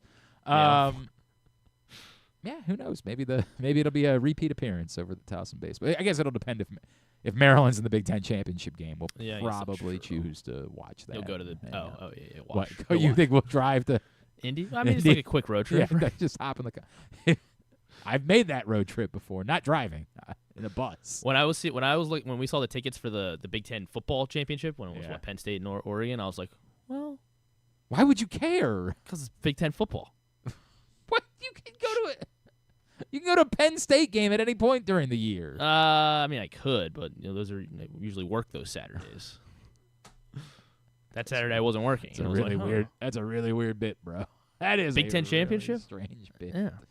It's gonna go out to Indianapolis for 2 teams you don't care about. Well, I mean, we'd probably bet heavily on the game. That's so then fine. I would certainly have a rooting So then interest. you're creating a scenario where you drive to Indianapolis, pay for tickets, pay for a hotel. What do I get those tickets paid for lose after I lose bet money everything on Oregon? Yeah, betting the game. Did they cover? What was it? 8.5. I think they won by 8. So I mean, I would. Well, I probably found a way to take the math out of it. I Just don't make know. sure Oregon wins I don't over. Overs every quarter over, which probably would have hit because it was like 45 to 30 a lot something. of points scored in that game. There's no doubt. All right, when we come back in, Make it worth it. we're going to talk some lacrosse. His team wears green on St. Patrick's Day weekend. Grant Zick from Stevenson is going to check in with us. Patrick Stevens still to come this morning. A lot to do as we continue along on a Tuesday edition of Glenn Clark Radio. Driving in Maryland? Did you know an Easy Pass from DriveEasyMD.com can save you time and money? Of course you did, because you are a thrifty driver. An antenna reads your Easy Pass transponder and automatically deducts the toll from your Easy Pass account. There, you just saved money with Easy Pass, all without slowing or receiving a notice in the mail. Well done, thrifty driver, well done. Get your Easy Pass at driveeasymd.com. Treat yourself and taste the Baltimore tradition that is the legendary Costas Inn. Hey, it's Stan the Fan Charles. For over 50 years, the Costas Inn has been a Baltimore original, dishing out their amazingly scrumptious, fat, award-winning crab cakes and steamed crabs. Every season is crab season at Costas, so make your plans now by calling 410-477-1975 and reserve your taste of heaven. Sit back, crack some crabs, and watch the Ravens chase down another title on Costas' 15 TVs. On Monday nights, Costas offers their half-pound jumbo lump crab cake with 2 sides for under $30, and there are nightly specials Monday through Friday. So head on down to the Costas Inn at 4100 North Point Boulevard or visit them at costasinn.com. Make the most out of every day in your Toyota RAV4. Available in hybrid or gas-only models. A RAV4 can get you where you want to go in style. Check out buyatoyota.com for deals on new RAV4s from your local Toyota dealer today. The latest edition of Press Box is available now. On the cover, Glenn Clark and I sit down for a Q&A with Orioles owner David Rubenstein, discussing what he learned from his first year as owner, his goals both on and off the field, and his involvement in baseball decisions. Also inside, Brooks DeBose profiles new Oriole Tyler O'Neill, and we meet college lacrosse players from around the state. Press Box is available for free at over 500 locations throughout the region, including 60 Royal Farms stores.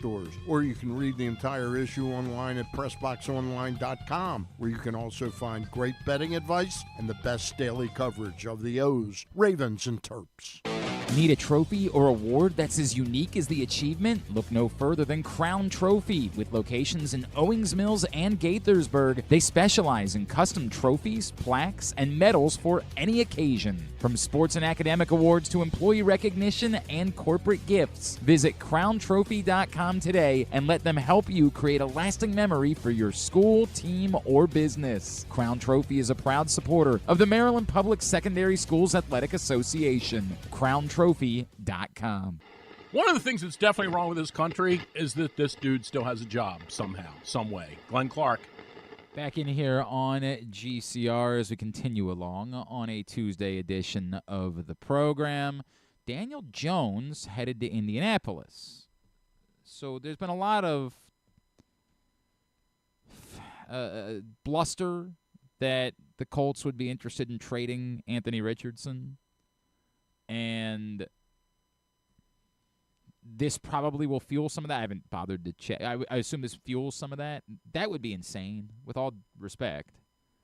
It would be bat-ass insane if you think it's a better strategy at quarterback to have Daniel Jones than to have Anthony Richardson, which isn't because I know Anthony Richardson can be a high-level NFL quarterback. I have no clue. But it's the same thing I would... You know the answer on Daniel Jones. Daniel Jones is good enough to not be good enough. Anthony Richardson has obviously struggled, particularly, one, he's struggled to stay healthy, and then two, he's struggled with accuracy. Significantly struggled with accuracy. And there is a belief that, like, you can't make quarterbacks more accurate. How true that is, I can't speak to. Josh Allen's like the lone. Yeah. I mean, for what it's worth, Lamar Jackson had some accuracy struggles in college. I know that was like Jeff Schwartz's big thing. Like, you just don't make guys more accurate. Well, some of it is you have better players around it. Like, you got to know what the accuracy problems are. It's easy for us to say about Anthony Richardson, it's not specifically a players around him problem. We've watched enough of him to know that some of these are just dreadful, dreadful balls.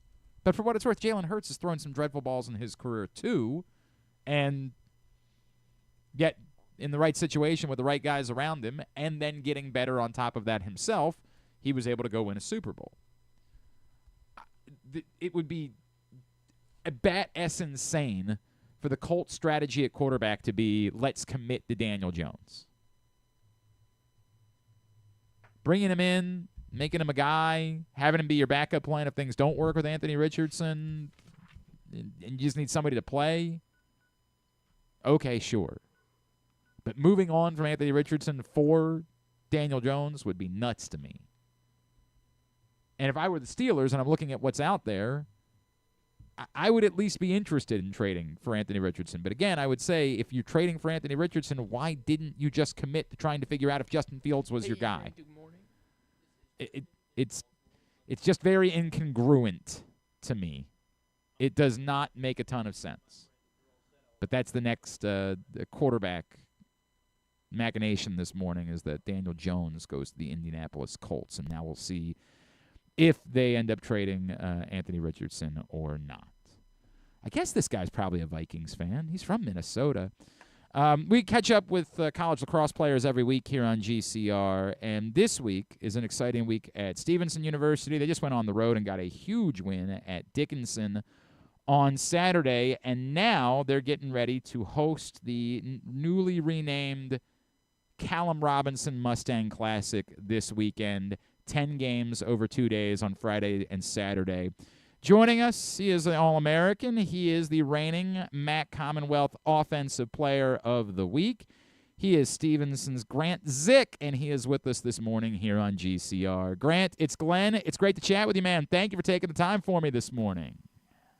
Yeah, thank you for having me on. And, absolutely, dude. Yes, I am a Vikings fan. I assume that had to be the case, right? Unfortunately. How comfortable are you with just like committing to J.J. McCarthy? He's the guy now. Yeah, I'm all in. I'm right. not going to lie to you. After Sam Darnold's performance in the playoffs, it's time for a change. So. Oh, dude. I like, it was such a wild story. We were all convinced ourselves, like, wow, Sam Darnold really is the guy. And then I know. Oh, man. You're like, all right, I guess maybe we got the cart a little before the horse on that one. Maybe we got a bit carried away.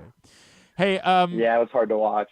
Grant, congratulations. That was a heck of a performance. I was actually up there on Saturday to see you guys, and I know it had been really tough the week before, the way things went against Gettysburg. What allowed for you guys to sort of snap out of that and go on the road and get an emphatic win against a really good team?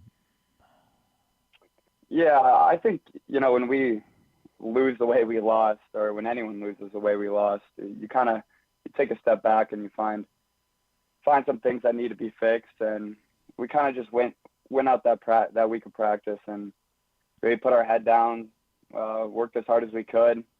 It was a tough week of practice, not going to lie, but it was good for us, and it obviously helped us in the Dickinson game. It paid off, no doubt about that. Yeah, yeah. What does it do for your group? The thing that really jumped out at me about Saturday was, obviously, the face-off dot, it wasn't going your way, and yet the defense, and like Cam Miller was a monster on Saturday, and then Tyler Merchant was great between the pipes. When they're selling out the way that they are to keep you in that game, what does that do for your group, for you, that first midfield, for that attack group, to say, hey, we need to go take advantage of that. We need the way they're doing their job, especially a younger group, the way that your defense has been this season. We've got to then go pick them up and get our job done so that we can pay off what it is that they're doing. Yeah, no, I mean, we know on offense at least we have an established group, a lot of guys playing from last year, so we know we have to step up in those types of games. And so to get a performance from Cam and Merch like that, I think both of those guys are two of the top players in the country at their position. So, that's kind of what we expect from them. And for them to play like that in that big of a game, it was awesome. And I'm glad we capitalized on offense. It was a great performance, dude. It was a really, really good win. Yeah. Now, this is a really cool weekend always. But I wonder if you could put into words, when you found out that the event was going to be renamed for Callum Robinson, and I just think about how emotional that scene was for you guys winning the league last year and all the alums being back and celebrating and mourning Cal, what that meant for you as a Stevenson lacrosse player to be a part of that, and how special it is for you that you're going to be a part of the first ever Callum Robinson Mustang Classic.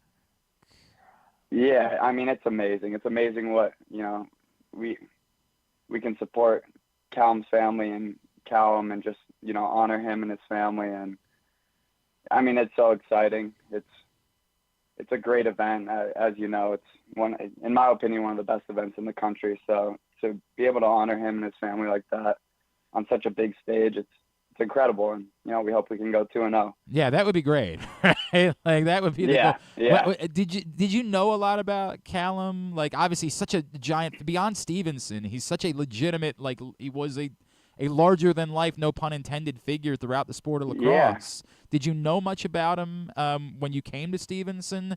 And how much did you get to know about him, obviously, once we unfortunately, he passed away last year? Mm-hmm. Yeah, well, he had helped with fundraising and all that stuff. He was involved with the program through and through. So, and obviously you hear stories about him and just what a great person, what a great lacrosse player he was. So, I think the longer I've been here, the more great things I've heard about him. And yeah, he was a special guy. So he was, brother. He was as special as it gets. Like, one of the greatest human beings that we ever had the privilege to get to know, and it's an incredibly special thing to be a part of it. You bring that up. I think there are people that probably don't, they're not aware of just how special this weekend is, right? Like, what does it mean for you guys? For you guys, obviously the goal is, we got to go win 2 games. Like, we're not really worried about what else is going on during the course of the weekend. Yeah. But being a part of this and the attention that it brings to all of Division III lacrosse, and there's additional media attention this week, like, how important, how much fun of a weekend is it for you when you come to a place like Stevenson knowing that you're going to be a part of this event? I mean, it's as fun as it gets. We have, 9 of the 10 teams in this tournament are in the top 20. So, every game is competitive. Every game is, a grind, back-to-back games that gets you ready for, the national tournament later on. So, it's so much fun. It's so much fun watching the other teams play. It's so much fun in our games, the crowd, the atmosphere. You got tens and 20 of cameras on the sideline. Like, it's amazing. It's like I said, maybe the best atmosphere in college. There's nothing like this. There's no comparable, right? Yeah. Like, even in like, the Division I of the NCAA tournament, you get like 4 good teams in the same location sometimes. Yeah. But this is absurd. It's 10 teams all at the same spot. Oh, yeah. Like, it's legit. It's incredible. It really is, man. Great. You and I have never talked about, like, your path to Stevenson, and it's funny. Your family is awesome and always checks in with me, and your dad is great, and I always appreciate hearing from him. But I don't know the story for you, a kid from Minnesota. Like, did you know anything about Stevenson? How did this work out? I maybe make it twofold. First of all, how does a kid from Minnesota end up playing lacrosse, right? And then 2, how do you end up at Stevenson? Well, started playing lacrosse pretty early on. It's growing in the Midwest. It's getting better out there. I know the PLL's been coming out there every year. Yeah. So started playing lacrosse pretty early, and then as for Stevenson, I reached out to Coach. He was great. Got the tour and everything. Loved the school. Loved the location. I knew I wanted to go to the East Coast. Just that was my summers growing up, was in the East Coast, travel tournaments and everything. So I loved it out here, and Stevenson was a great fit and awesome school, and now I have some of my best friends here, so it's amazing. No, it's really cool, man, the way that it's worked out for you. Was it ever like did you ever play hockey? Did you ever do anything else, or was it always lacrosse?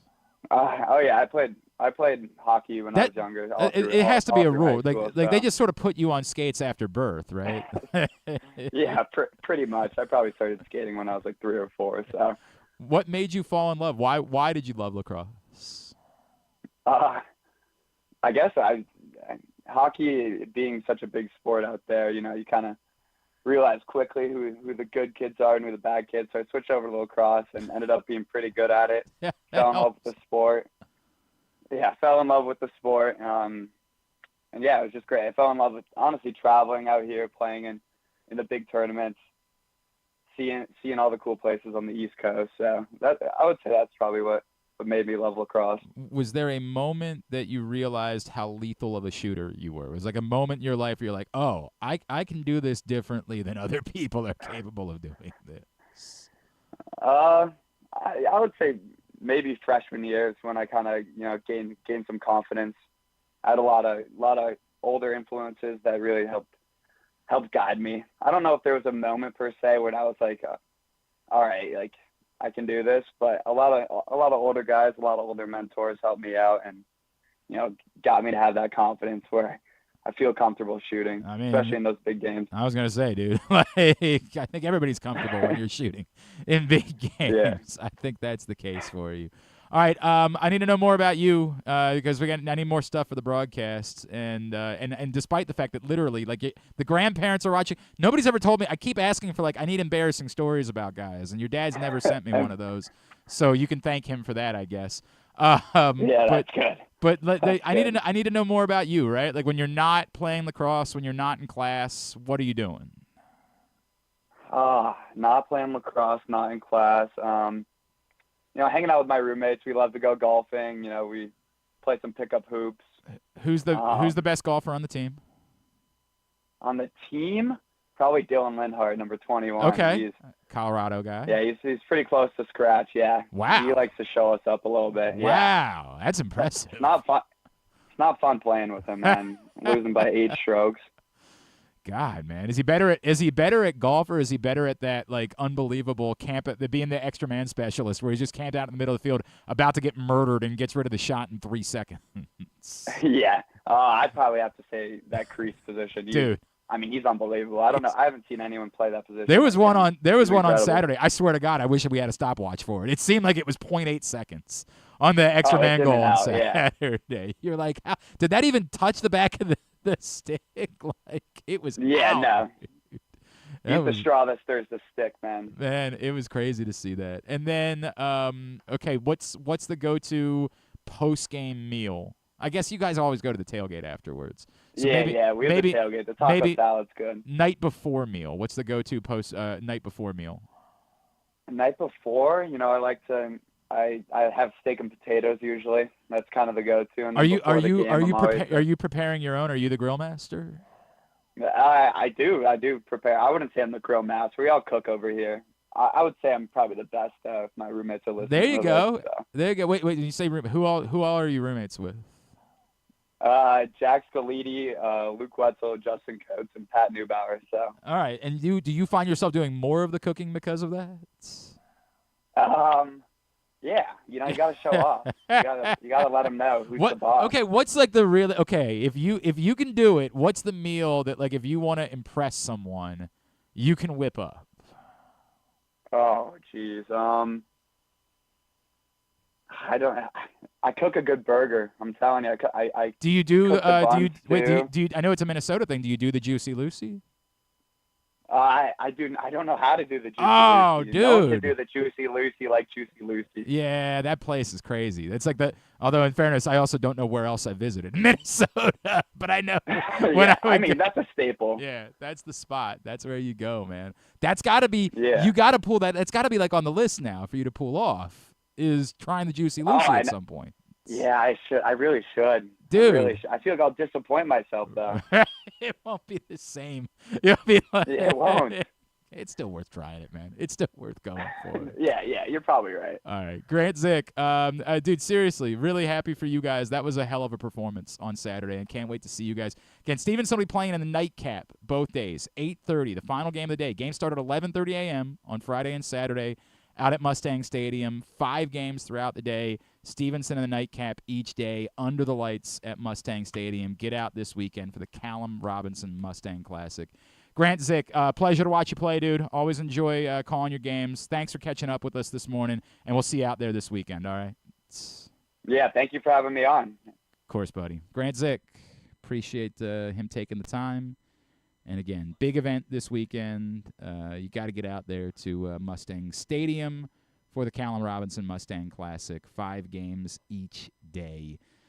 All for the same price. One price. Watch as much lacrosse as you want each day. So get out there this weekend. All right, when we come back in, Patrick Stevens will be joining us. We will talk more about the reality. We know the reality for Towson. We'll talk about Navy. We'll talk about the other teams that are still alive in Maryland. All that when Patrick Stevens joins us next. It's Glenn Clark Radio. COVID-19 and flu viruses are circulating in Maryland. But don't worry, protection is within arm's reach. Protect your health with this year's COVID-19 and flu shots. It's safe and convenient to get them both at the same time. Flex your protection. For more information, visit health.maryland.gov/vaccines. This message paid for by the Maryland Department of Health. Whether your focus is luxury and comfort, convenience and technologically advanced connectivity, or sporty performance and aggressive styling, we've got the perfect Highlander for you. Check out buyatoyota.com for deals on new Highlanders from your local Toyota dealer today. March is a slam dunk at Live Casino. Catch all the basketball action and more at Sports and Social. Enter our $80,000 Dolce & Gabbana giveaway on March 28th. And catch the Baltimore baseball jersey giveaway March 31st. Take your shot at Live Casino and Hotel Maryland. At Arundel Mills, must be 21. Please play responsibly. For help, visit mdgamblinghelp.org or call 1-800-GAMBLER. Gambling can be a fun and entertaining experience, but there are risks involved. If you're planning on betting on the game at the casino or on your phone or computer, know your limit, stay within it. Set a budget and a time to stop. Remember, gambling isn't a financial solution, and it doesn't mix well with alcohol or drugs. Know the risks and have a plan before you begin gambling. For free and confidential services, call 1-800-GAMBLER 24/7 or go to helpmygamblingproblem.org. The latest edition of Press Box is available now. On the cover, Glenn Clark and I sit down for a Q&A with Orioles owner David Rubenstein, discussing what he learned from his first year as owner, his goals both on and off the field, and his involvement in baseball decisions. Also inside, Brooks DeBose profiles new Oriole Tyler O'Neill, and we meet college lacrosse players from around the state. Press Box is available for free at over 500 locations throughout the region, including 60 Royal Farms stores, or you can read the entire issue online at PressBoxOnline.com, where you can also find great betting advice and the best daily coverage of the O's, Ravens, and Terps. Contrary to what some people believe, I actually like this guy when he sleeps. Glenn Clark, talking sports. The Orioles have announced their theme nights for the 2025 season. And all right, here we go. Oh, you're going to read them? Oh, yeah, I was going to, but you seem to... did you want to guess? No, I didn't want to guess. When you started saying, here we go, I was like, what do you think? Make sure they're good ones. Okay. I'm very nervous because I think, unfortunately, my kids, if they find out this is happening on August 13th, it's a Pokemon Go night. Oh. Apparently they're going to do some sort of themed Pokemon What day of the week is that? October 13th, Wednesday. Yeah, Wednesday against Seattle. Okay. Pokemon Go night. The list is Bark at Oriole Park, where you can bring your dogs on Wednesday, April 16th. Healthcare Appreciation Night on May 13th. Japanese Heritage Night. Are they going to force the rotation? So Sagano can pitch that night. I think he's slated to pitch over the weekend. They're like, no. Well, it's probably going to end up being Dean McDermott's coming up to pitch tonight. It's a Tuesday, May 27th. And then they're doing it too, actually. They're doing another Bark at Oriole Park in May. Lacrosse Night, where they'll be doing a Orioles lacrosse penny giveaway, but not for everybody, just for people. Is there a picture of that or no? There is. There is. You can see it. Does it look good? I don't know. I guess I should. I guess it looks good. What did they tweet this? I don't know. I found it on Facebook. It got sent. Okay, actually, I do see it. All right. See it? Yeah, sure. I guess you think Ben McDonald will like that one better or worse than the soccer jersey? I don't know. No idea. I have no idea how he feels about lacrosse. Pokemon Go night I mentioned, and then back to school night in late September, well after they're back to school for educators and students alike, and you get a tumbler. I'm not really sure about that one. I guess the interesting...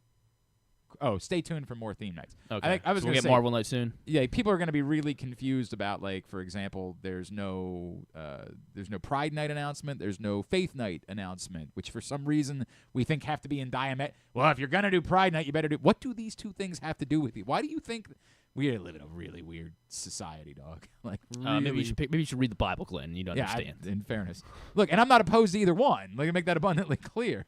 Like, I'm all for doing whatever you want to do. No, we knew that you were the guy that was like, why is there no Faith Night? I did say that for a long time. Like, you better have a Faith Night. But it does say stay tuned for more theme nights. So this is apparently not the entirety of the list. But, yes, hopefully, please no one tell the Clark children that there will be a Pokemon Go night at the ballpark this summer. I would appreciate it.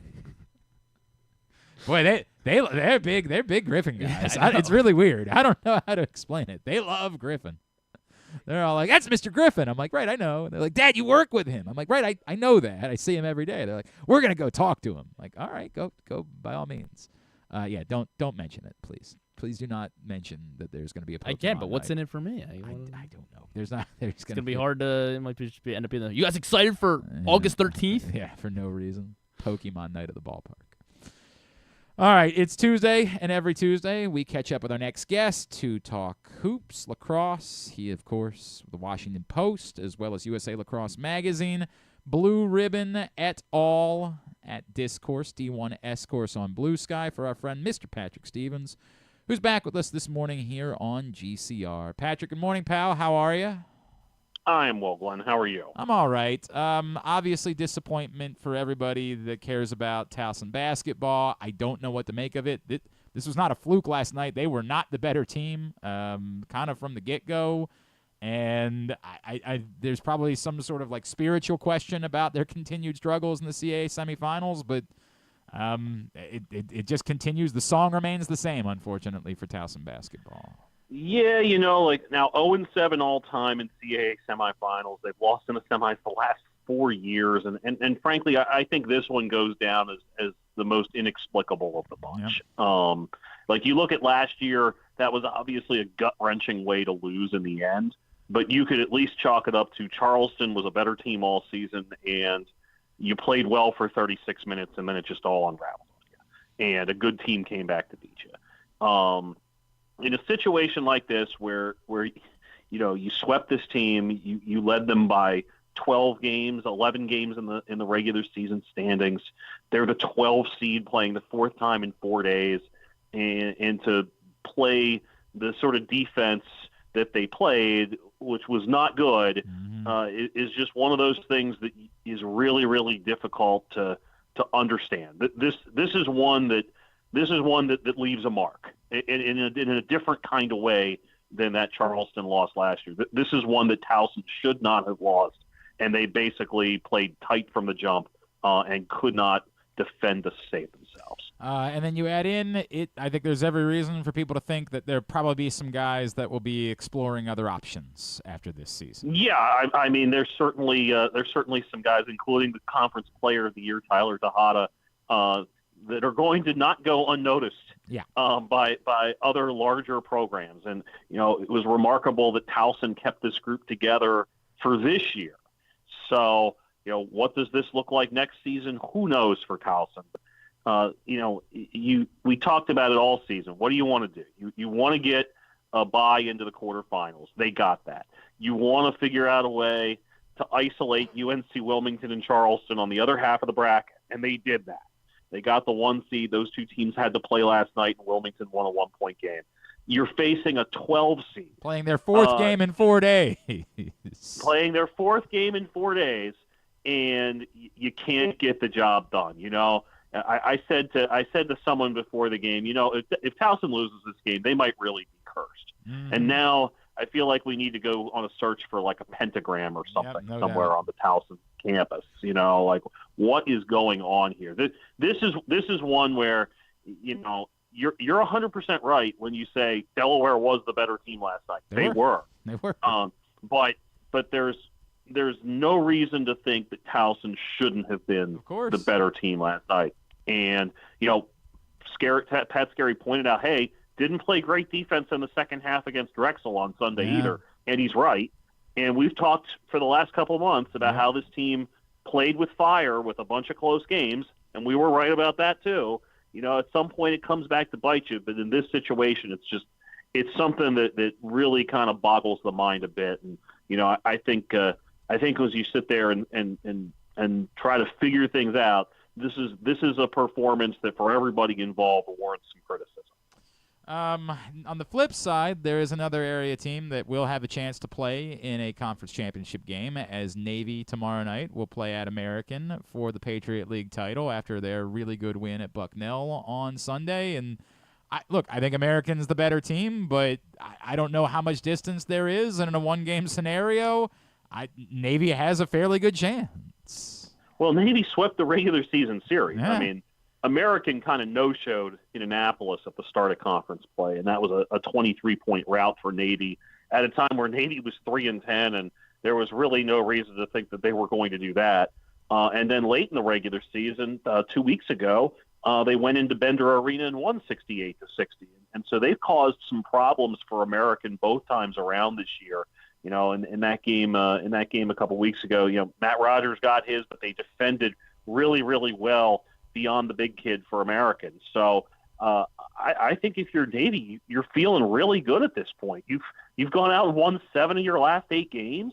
You know, they had a 3-game losing streak there in early February, and I think they kind of were feeling good about themselves for having won 3 in a row. And since then, they have played really well. The only loss in there was a 4-point loss at Colgate, and that's certainly not a terrible showing by any stretch of the imagination. So would not be remotely surprised if this Navy team is able to go into American and make it 3 for 3 and head to the tournament for the first time since 1998. Worth noting that I thought the highlight of that Bucknell game, besides simply going in and beating the number 1 seed, Austin Bonini making 20 free throws in that game. That's crazy. There is only one other player in Navy history to make 20 free throws in a game. It's that guy, David Robinson. I've heard of him. I've heard of that fella. I hear he was good. Patrick, let's get the breakdown before we get to Maryland on the 2 MEAC teams, Mount St. Mary's, their realities in their conference tournament. Yeah, you know, Mount St. Mary's ended up with the 6th seed in the Metro Atlantic tournament. They did get a victory over Marist to close out the regular season, which was a nice showing for them on their senior day. They get Marist again Thursday night in the last game of the quarterfinals up in Atlantic City. You know, I don't know if they have the depth at this point to be able to make a run to the title game, but they're in a spot where they're playing a team they just beat. If they win, they would face a team that they had beaten earlier in the season in all likelihood. Either way, I guess, because Merrimack they beat and Sacred Heart they beat. And so those are the most likely teams they would see. And they beat Fairfield earlier this season too. So they shouldn't feel terrible about their situation. And you're sitting on the doorstep of a 20-win season. So a really good year. I don't know how much is left in the tank there for them to be able to go win 3 games in 3 days. But nonetheless, a team that's capable of at least winning a game or 2 up there in Atlantic City. And as for the MEAC, let's give some credit to Coppin State here for having won 2 of their last 4. A weird week for them last week, beating Morgan State in overtime after having lost at home to Maryland Eastern Shore. But Coppin gets to 4 wins. They'll face a deep South Carolina State team. I'm not sure that's a great matchup for the Eagles. And meanwhile, Morgan State gets Howard for a 3rd time Thursday. Pair of 7-7 teams in the league. Both of them have had some injury issues at times this season. And, I don't know if either one of those is going to beat Norfolk State on a quick turnaround in a Friday semifinal, especially with Norfolk getting an extra day of rest since they play Wednesday. Patrick Stevens is with us here on GCR. Patrick, we talked about the Penn State thing last week, but then Maryland follows it up by going on the road and beating Michigan. I saw the stat. Michigan finished with a negative point differential this season. Is that correct? I don't know if it's correct, but Okay. that wouldn't. They didn't exactly go out and blast people very much early, right? It doesn't sound implausible. I'm going to look it up as we're talking here. Finished with a negative 10 point differential in league play. In league play, okay, Yes. that's actually not as outlandish. Yeah, as 14-6, but with a negative point differential in league play.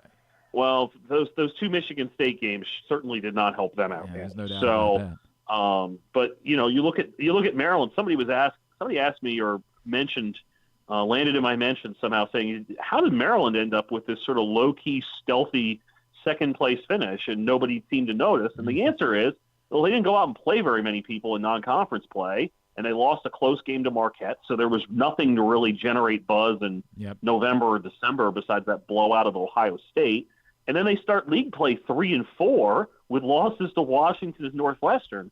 So it was really easy to write them off for a little bit as, just another mid-pack team. But they're playing really well at this point. Since that 3-4 start, they have won 11 out of 13.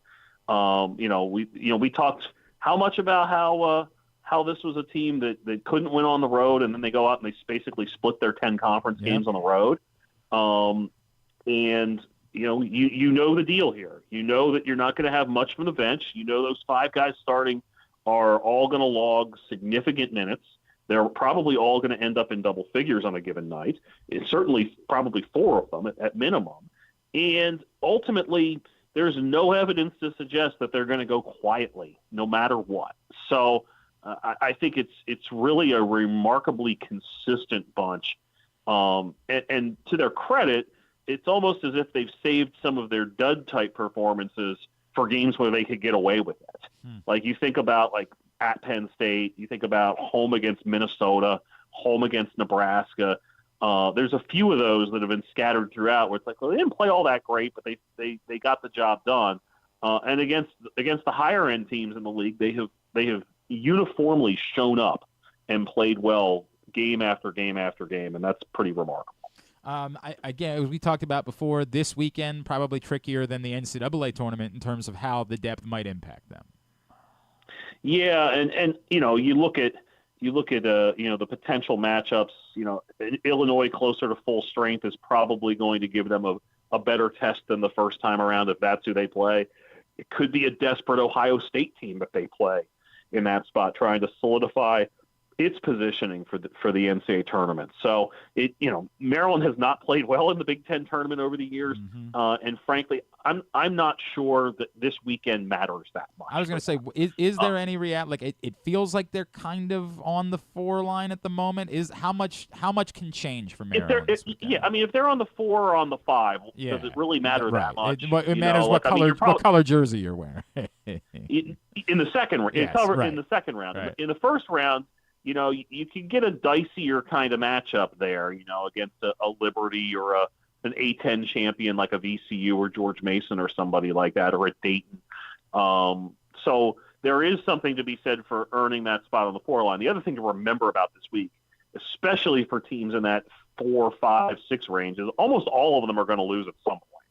And it's not like if Maryland loses to Illinois, that's really going to seriously damage them. What's interesting, as I went through the bracket process a couple days ago, there's a bunch of Big Ten teams that are bunched together on that 4 or 5 vicinity. You've got Maryland, Michigan, Purdue, Wisconsin, UCLA, Oregon. So, there's a decent chance that if you're a 4, you might see a team from your conference as a 5 in the second round, just given the bunching that's occurred there. So what are the other major storylines as far as bubble teams are concerned, bid thieves are concerned? What else are we paying attention to this week? We're probably paying attention to the first day of the SEC tournament and see how teams like Oklahoma, Arkansas, Texas do. Can Carolina do anything in the ACC tournament that's noteworthy? And frankly, at this point, it's noteworthy. I was going to say, Duke, right. It's hard to do much that's noteworthy in the ACC at this point. It really is. So they better win their first game, and then they'll get Wake Forest. If they win that, they probably see Duke. Xavier Marquette, I think, is a really important game for sorting things out. We mentioned Ohio State a little bit earlier. Indiana as well, another team just sort of trying to make sure it works its way in. But I think most of the pressure that's going to occur in this particular year is probably going to come from, do we see a surprise winner out of the American Athletic, i.e. not Memphis? If VCU loses in the A-10, do they take an at-large? If UC San Diego, which has a sneaky good profile, loses in the Big West final to UC Irvine, do they get an at-large? Worth noting, no team has ever been left out with 29 wins. UC San Diego would have 29 if it wins its Big West semifinal and advances and then loses. So those are the kinds of things to look for. There's a handful of other leagues. Obviously, there's going to be a possible bid snatcher in the semifinals of the ACC in all likelihood. I mean, I guess Carolina technically might not be at that point, but there's probably not going to be one in the SEC. There's probably not going to be one in the Big 12. Number of things on that front. So I feel like it's going to be, the American A10, maybe the Big West, maybe the Mountain West even, that are going to be the sources of, keeping an eye on teams and seeing what happens in terms of, does the field contract a little bit? Does the bubble, as like people like to say, does it get squeezed? And that's I think going to be the big movement this week. Just a second here on lacrosse, if we could. Obviously not a great time to be a Patriot League team in the area. No, it really isn't. And I mean, Loyola now 0-6. Goodness gracious. Not sure anybody saw that coming. But that's some of the risk of playing a tough schedule early on too. And then Navy obviously taking the tough loss to Lehigh. Elsewhere, Hopkins, loses up at Syracuse. Yeah, it was in a tight game. Right, they were right there. Minutes. Yeah, that was tough. So I don't know if that really changes a whole lot for the Blue Jays. And then Maryland just keeps rolling. Now 6-0, and they'll go down to Virginia this Saturday to face a Cavaliers team that could really use a high-end victory before it gets into ACC play. They just knocked off Towson in Houston on Saturday. Yeah, if you didn't see it was a tough weekend for Delaware lacrosse, not just on the field, just a really difficult Saturday. The bus breakdown not great for Delaware. And you look at that score 14-3. There's probably some people there wishing that they couldn't fix the bus. Yeah, and maybe they get that thing rescheduled for a midweek game at some point. So yeah, it looked like there was some foreshadowing with what happened there. All right, Patrick, let's play our game. Can Patrick Stevens name the MLB teams that this particular player has played for? We begin continuing the theme of not an all-star, but a former Oriole. And I did pretty well with this one. I'm going to guess you will as well. Someone who's now both a college football and college baseball analyst, Keith Moreland, the first name. 5 teams, of course, one being the Baltimore Orioles. One being the Orioles. Keith Moreland was also a Cub. Yep. He was also a Philly, right? Yes, certainly was. Was on the World Series team in 1980. Okay, so Cubs, Orioles, Phillies. Was he a Texas Ranger? Not a Ranger, and I would have thought the same thing. I guess just because he played at Texas, that's why I thought that, because that was definitely one of my guesses. And was Detroit one of his stops? Yes. He split the 89 season between Detroit and Baltimore. In 88, he was a San Diego Padre in 1988. Okay. I'll go for this one. This was one that I guess I just never realized that this guy had been an all-star because I just sort of kind of think of him as like a half a utility infielder in his career. But one of my favorites, someone who when I played video games, I always tried to get on my team. 4 teams for Joey Cora. Joey Cora. Okay, well, Joey Cora was definitely, most obviously, a Seattle Mariner, Most certainly was. That was where he was an all-star in 97. I had no idea. Okay. I didn't realize that either. So, it's funny. He and Felix Fermin felt like interchangeable early in their career. I could see that. So, yeah, I could see that. Not later in their career, right? Early in their career. I feel like there was somebody else that I always sort of lumped into that group, and it might have been Luis Sojo just because he was in Seattle as well. That's the other one. Yeah. Exactly. Yeah. Luis Sojo and Joey Cora, basically 2 guys with 4-letter first names and 4-letter last names. Yeah, that's probably had something to do with it too. Right. How about, was Joey Cora in Pittsburgh? Not in Pittsburgh. Oh man, this is going to be heartbreaking. I went too hard. This one's a little harder. I only went 2 for 4 on Joey Cora for what it's worth. Was he in Boston? Not in Boston, no. Oh man, now I'm bummed. No. And the Yankees? No, it was the White Sox was the other one that I remembered. I remembered the White Sox, and it was the Padres again, and Cleveland to end his career. Oh man, now I'm afraid, right? Like now I'm terrified. I didn't know. Well, they can't all be Sam Horn. That's true. Oh, I know. Right? My God, I still can't believe that happened. I didn't know this guy retired last year, so I'm gonna give him to you because he's been a fan favorite for sure. 5 teams, and now he's moved on apparently from his playing career. the big man, Daniel Vogelbach. Vogelbach. Okay. Well, definitely Milwaukee, right? Yep. And Pittsburgh. And Pittsburgh, yes. And Seattle. And Seattle for the bulk. And the Mets. And the Mets. So I'm missing one, huh? Yeah, this was, I believe, 2 different stints. Yeah, he was there, unfortunately, in the ill-fated 2020 season, then he went back last year. Okay. Daniel Vogelbach going back someplace last season, huh? Let's see. Where would he have? Was he in San Francisco? Oh, it was Toronto. Toronto. Man, I thought we were going to clean up so nicely there with Vogelbach. That's okay. I assume DC the next couple of nights. Yeah, I'll be CAA final tonight as Delaware looks to become the 3rd team ever to win 5 games in 5 days in a conference tournament to win a title, joining 2011 UConn and 2024 NC State. So if Delaware wins, you can just start printing up the Final Four. That's correct. That's the way it works.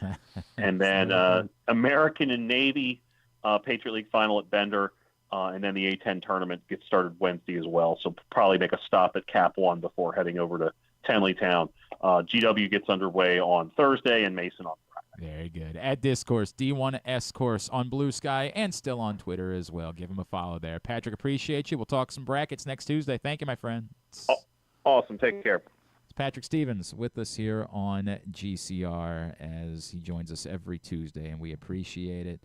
Yeah, we've belabored the Towson thing. There's just nothing else to say. It sucks. It sucks. It's what it is. All right, winding down here on a Tuesday edition of the program. Stan the Fan, Luke Jackson down in Sarasota. They got daily coverage for you, PressBoxOnline.com. I know they did a Facebook.com/PressBoxSports. They did a video yesterday. If you missed that, you can find it there. You can find it at YouTube or on the website. And Luke wrote about Felix Bautista after his 3rd outing where, yes, he gave up a couple of runs. Came in a little bit earlier in the game and faced some of the real hitters in Pittsburgh. But, again, the velocity was up, and he remains bullish about opening day. So that sounds great. I would love for Felix Bautista to make an appearance. Yeah, coming out of we'd all lose our minds on opening day, although the lights won't be dark, so we won't be quite the same as your typical Felix Bautista appearance. We already discussed this. It probably will be because it'll be right. like They'll move the game from Monday to Tuesday, and then Tuesday will be miserable and overcast and the whole thing. Yeah, Yes. I get the point, but it won't be still quite the same as a night appearance from Felix Bautista. I would love that, but I would if he needs another week to be ready to be Felix Bautista, by all means, give him the week. I'm not going to rush it. All right. Is there anything we didn't get to today? I feel like we covered everything. We went over every single free agent that signed. Yes, every single one. Yeah. I saw C.J. Gardner-Johnson got traded to Houston. As apparently the Texans don't want to have an offensive line. They shipped Laramie Tunsil. They didn't have one last year, so yeah. Yeah, why not? right. Again, how much worse could it be? They sent Tunsil to Washington yesterday. They send Kenyon Green to Philadelphia for C.J. Gardner-Johnson today. So, and as everybody said on the internet, now Kenyon Green will probably be an All-Pro. Will probably be just a rock star this year. I think we've covered all the ones that are most significant. We couldn't possibly cover everything. I know Kyle Juszczyk is available again. Yeah. So that floods the fullback market. So if there was a team that was going, maybe the Ravens should run the wing T. Just have both. Bring them both in. Bring them both in.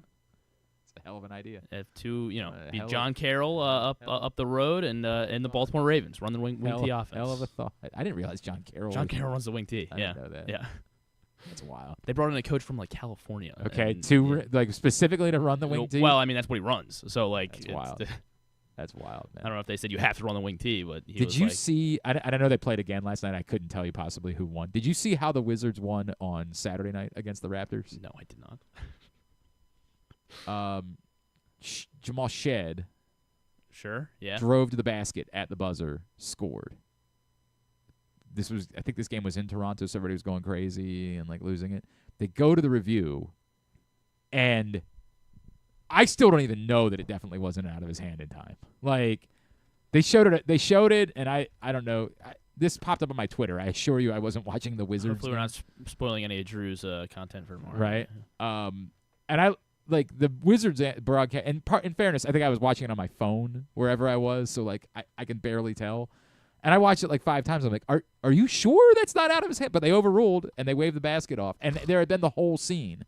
Like Shed, like the people in Toronto were losing their minds. Shed was running around like a maniac. It looked like Kawhi Leonard just hit that shot in Game 7 again, and it was sort of like that. And then all of a sudden they lost. Like it was. Why can't nuts. I find this clip?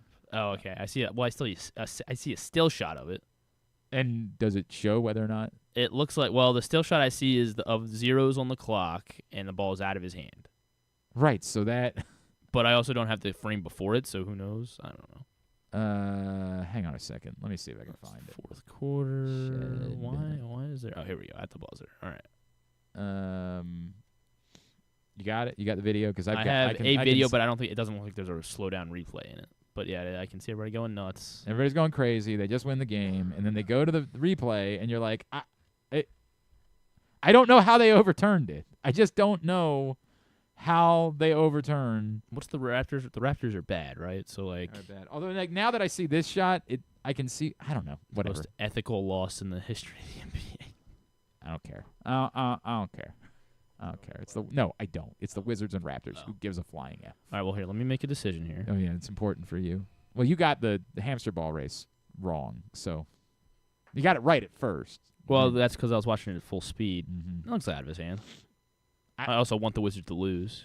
So why? Oh, because you think that gets them closer to Cooper Flag. I know it gets them closer to Cooper I've told Flag, you a million times. Well, you don't know that because they do a lottery. It doesn't work that way. Well, I know it gives them it gives them more ping pong. It gives them more statistically, ping pong balls. it gets them closer to and Cooper as you can Flag. tell, every year the team that's had the most ping pong balls has ended up with a number 1 pick. So are you saying maybe I should be rooting for them to win? I don't know. I would the second most. If you're a fan, then maybe you just root for them to win at this point. But no, why would I do that? Why would I do that? Being a fan is a weird bit. Like imagine in front of God and everyone. Am I a fan? I mean, I didn't know that they played Saturday night. I didn't know that this happened. I don't know what they did last night. They played the same team. I have no idea what the result was. The Raptors again last night. Couldn't possibly tell you. I mean, most of it is because again, NBA Corner just kind of. I know Drew will cover it, so I know I can put it on the back burner. All of my all my basketball, everything all my NBA, everything you need to know, NBA you'll learn tomorrow when Drew Forrester, our man who follows and covers the association. I miss Robbins Racing. Remember when he did that? And then he said, "It's not the Daytona 500. I'm not paying attention any longer." It's a big one this weekend, though. So what's this weekend? I'm sure it's a big one. How do you know that? Do you even know that there's a race this weekend? Why wouldn't there? Is it? There's some weekends. It's a weekend that ends in a Sunday, right? Yeah, I think maybe they even stopped doing it. I think they don't race on Easter weekend. I think maybe, and then they weren't. I feel like they weren't racing on Mother's Day weekend, but I think that changed. Phoenix. Oh wait, that was this past Sunday. Phoenix was this past Sunday or Saturday. Mr. NASCAR over here. This Saturday is the Liuna. What is that? I don't know. Yeah. It's in Vegas. Sure it is, if you say so. That's where they are this weekend. Is there a weekend they're off anymore? They might have. Yeah, they're off on Easter. They don't run on Easter, but they Fair. Do they run? I feel like, shouldn't they want to run? I feel like that's a big on day Mother's for, Day, I guess they do run. Yeah. What, on Easter? Yeah. Why would Easter be a big day? I don't know. There's not much on. I mean, it's like the end of the basketball. Well, Easter's not the same weekend. Yeah, I guess every you're right. year. Yeah, so sometimes same, Easter. This year it's a late Easter. It's April 20th. Which also you're just gonna be so high that like it won't even matter. Hanging out with the family. Yeah. Just high as hell. You know, Griffin 420. It's a high holiday in his house. Thank God it's not a weekday this year. Right? Jesus. Sometimes he comes in here and we're just like, oh, right, it's 420. I forgot. Man. Maybe I should try that, yeah. As an adult, my friends and I decided to have, I don't know how much of the story I can tell. I don't want to incriminate anybody. No, I'm not going to leave any of the names. I'm not going to use any of the names, but some friends of mine and I decided to have a last hurrah. Like a last hurrah. Like kind of like we'll do a 420 celebration. There was a point to it, but again, I don't. You and the boys, yeah. I don't give anybody any more information about. It wasn't recently, is all I'm going to tell you. By that you mean not last week, yeah. My buddy was like, "Oh, I'll take care of it. I'll prepare something." I was like, "All right," and so he made some like brownies or whatever it was. Okay, I don't even remember. We were all asleep. Just put sleeping bag. We all ended up passed out. Must have put way too much. Like, we all joke about it as how close it came to, like, us all being involuntary manslaughtered. Like, we were all, I mean, for hours, just asleep. And we were like, all right, well, that was the last time. That was it. We'll never do that again. God. It was not recent. I want to make that abundantly clear. It was not that I care. Sure. Whatever. I mean, again, whatever, if it was recent, I'm fine with it. By the way, that doesn't mean that I haven't ever partaken in a gummy or something like that since then. But yeah, that was a whew boy.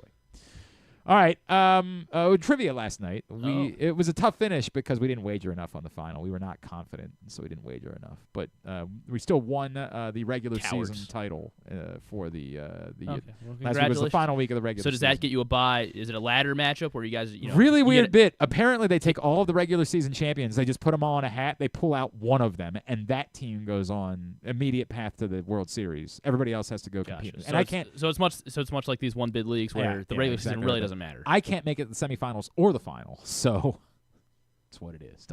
It's just what it is. Some tough sports questions last night. This one we went 3 for 4 on. What were the 4 events? I don't know. In which Jesse Owens won a gold medal? 100 meter. Okay. I'm assuming you mean the 100-meter dash? Yeah. Gonna guess others? 200. Okay. Yeah. You got to guess 4. The 400. Okay. Just gonna keep. And the 5,000. The 5,000, you say? Jesse Owens. Hold on. Yeah, go ahead. Yeah. I'll lock those in. Or was there? So maybe there was a relay in there. Is that what we're? We went 3 for 4. You went 2 for 4. Pull out the 500 or 5,000. 5,000. 5,000's out. Yeah, 5,000's out. Okay. And what do you want instead? The 4x400 relay. 4x400 relay. You are now 2 for 4. All right, then pull out the 200. Okay. You are now 1 for 4. Leave the 200. Leave the 200. The 100 and 200 are correct. Okay. So he wasn't in the 4x4 relay? He was not in the 4x4. Well, if he was, he didn't win a gold medal. I don't know. Jeez. Everybody's holding him back. Yeah, right. He also might not have been in it. I don't know. The 4. Or there might not have been a 4x. That was really what we were struggling with. Gotcha. Is what were events in 1938? Discus toss. Not the discus. One of them I knew immediately. They were all track, or yeah. Okay. Well, track and field. Okay, so he did do some jumping. Long jump. The long jump is definite. That one was one I knew immediately. I knew immediately the long jump was on the list. But then so we had the 100, 200, the long jump were the 3 that we got right. We were then we were between the 400 and the triple jump. And it turns out neither one of them were correct. And then definitely not the high jump either. You were much closer thinking relay? When it was a relay, but it was the 4x100. 4x100, not the 4x4. And then that's what I meant, by the way. Oh, is that what you meant? Yeah. I meant the 4x100. That's what obviously you meant, you said. The 4x1. Very strange. Of course, it's International Women's Month, and so there've been a lot of happy Women's Month. Yeah. First of all, LeBron. Let me just. I guess that was Saturday. Was International Women's Day. Yeah. And so that meme was everywhere. Yeah. LeBron. Oh, there was James. there was a Brazilian UFC fighter who got a win, and he went on a very long. He speaks Portuguese. He went on a very long soliloquy after he got the win. Where he shouted out Jesus Christ, shouted out his entire team, shouted out his entire country. What did Jesus bet on the other guy? Yeah, I know, for real. Jesus, I think he's in the corner for a lot of these fighters. That's it's crazy, interesting. how that he works corners out. all of them. That's wild. But and then he broke down the fight, and this was all in one answer. The translator did a fantastic job. I assume. Or just made some mess up. Yeah, I know. And then I could tell Rogan was this was still the prelims, so they were still on network. We got to move on. Yeah. And he was like, one more thing, and Joe was like, all right, sure. And he gave it back to him. I'm so glad he did, because then he, again, a really long soliloquy here, and the translator comes back. First of all, a very happy International Women's Day to all the women out there. So great. So great. This Carlos Leal, one of my favorites now. This woman, born in 1938 in Iowa, became in 1977 the first woman to ever participate in this annual event. 1977 Iowa. No, she was born in 1938 in Iowa. In 1977, she became the first ever woman to participate in this annual event. This was the final. And there was some controversy. So she's like 40 years old Almost. Yes, she would have been 39, I guess. I don't know, depending on when she was born. And she became the first woman to participate in an Iowa-themed event. I just said she was born in Iowa. That's all I'm saying. She was born in Iowa. So you're saying and all they said was event, like we don't know if it's a sport or it's annual like event. Barrel annual racing. event. That's all we got. And we're trying to guess what the sport is. Janet Guthrie is her name. Okay, thank you. I needed that. Did I not say that? No. Oh, okay, my fault. Janet Guthrie. Gosh. Okay, so now it's born obvious. In Iowa. Well, that's actually how I got it, for what it's worth. Because her name was Janet Although, Guthrie. I wasn't confident in my answer for a couple reasons, and you'll understand why in a second. Let's go the first woman to do this event. At 39 years old.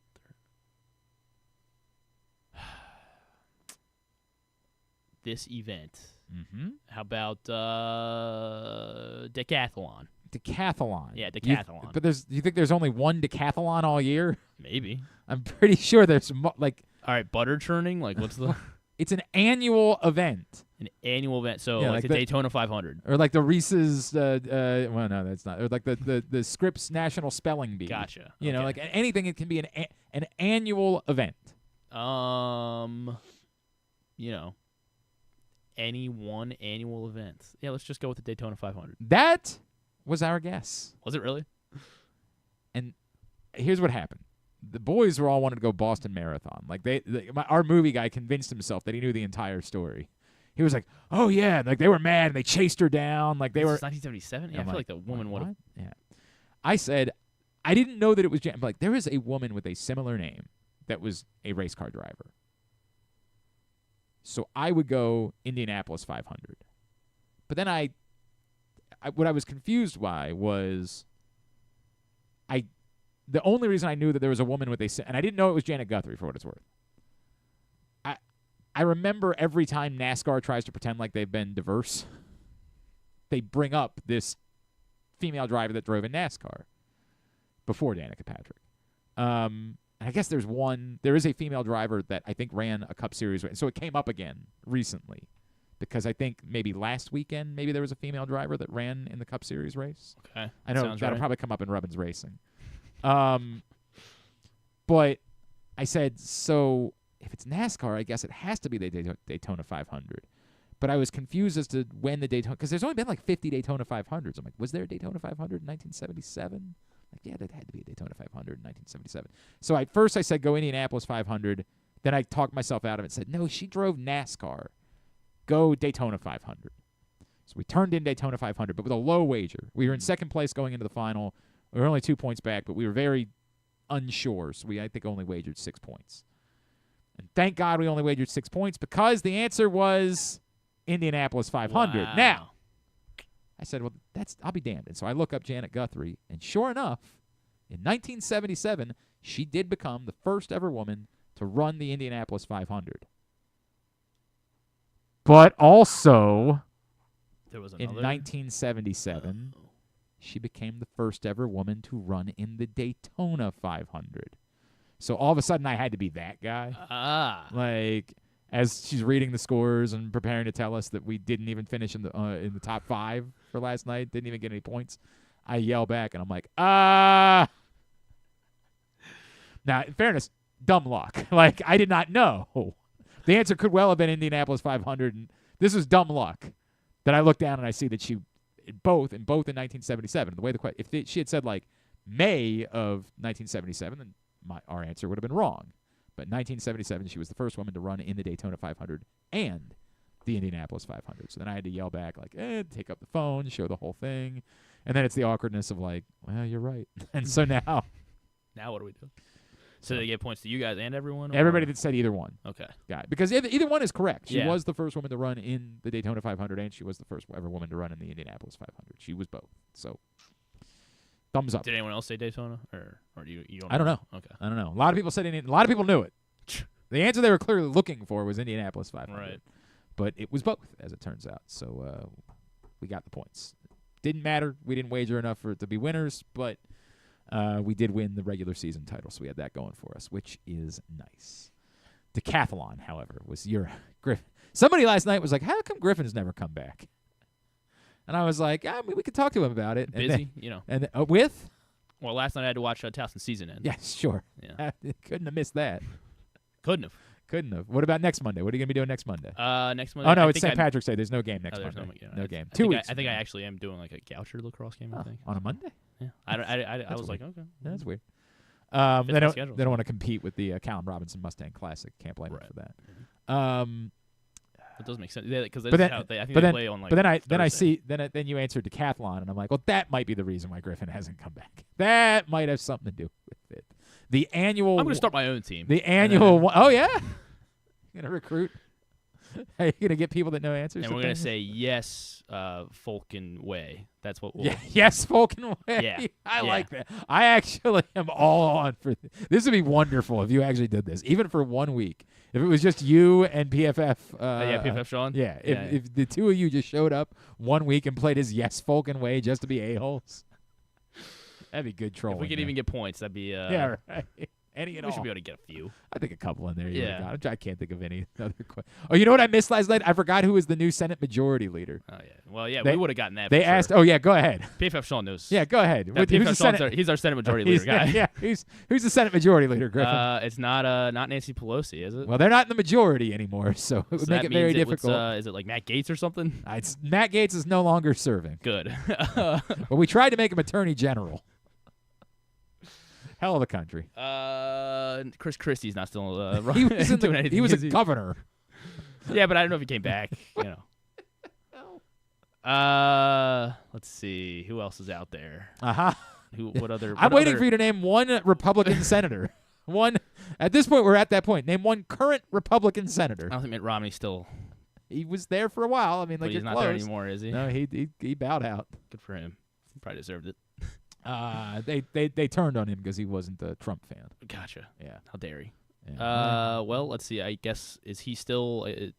Ted Cruz is still. Ted Cruz is an active Republican senator. So boom. You didn't answer the question, but you answered a different question. No, you asked me to name one. I got that. Name an active. leader. They asked for the majority and the minority leader, and the minority leader, of course, is Chuck Schumer, and so I got that. But then I was like, I guess it's still Mitch McConnell. I guess he's still the majority leader. Is it really? I mean, he's 1,000 years old, but he's still in the Senate. I mean, come on, man, look around. Rush Limbaugh. He's definitely no longer with us. He's darn. Not available. That's a very Drew Forrester rest.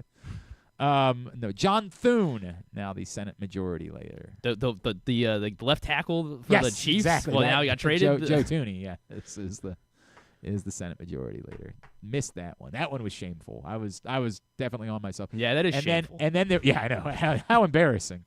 And then there was anyone would have known that. There was a question where there were 3 answers, and it was Beyonce or Jay-Z. The answer to each of these questions is Beyonce or Jay-Z.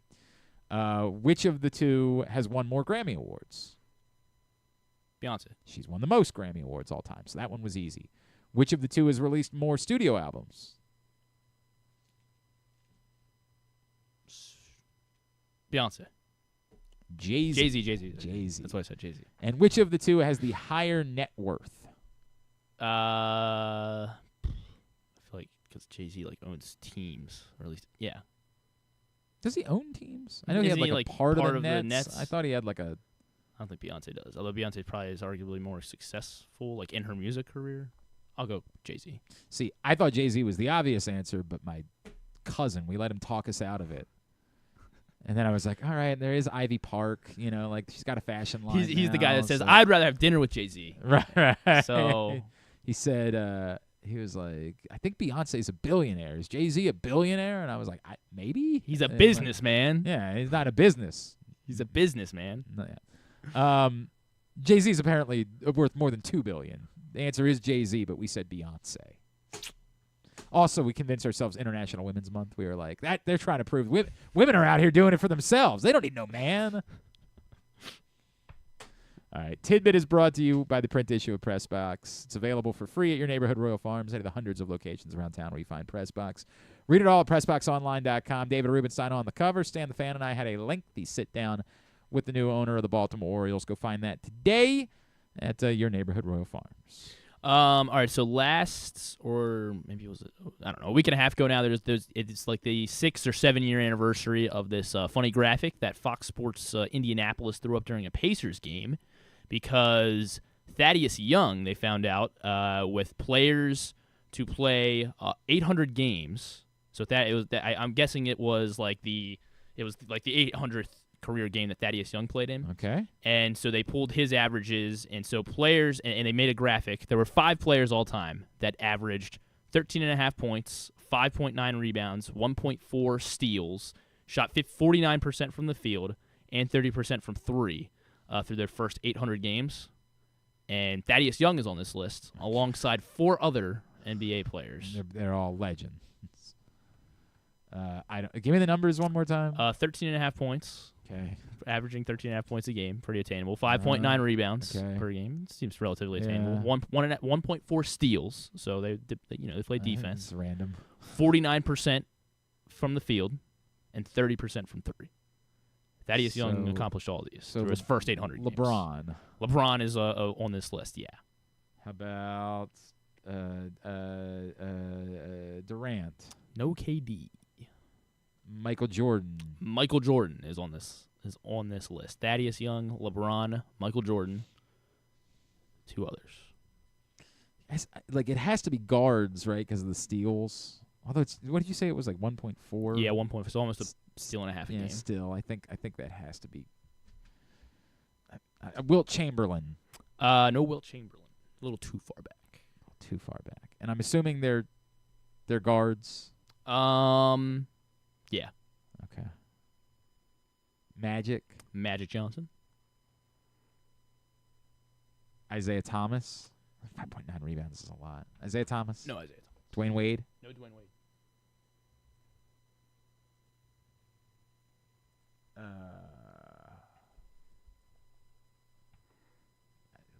A legendary.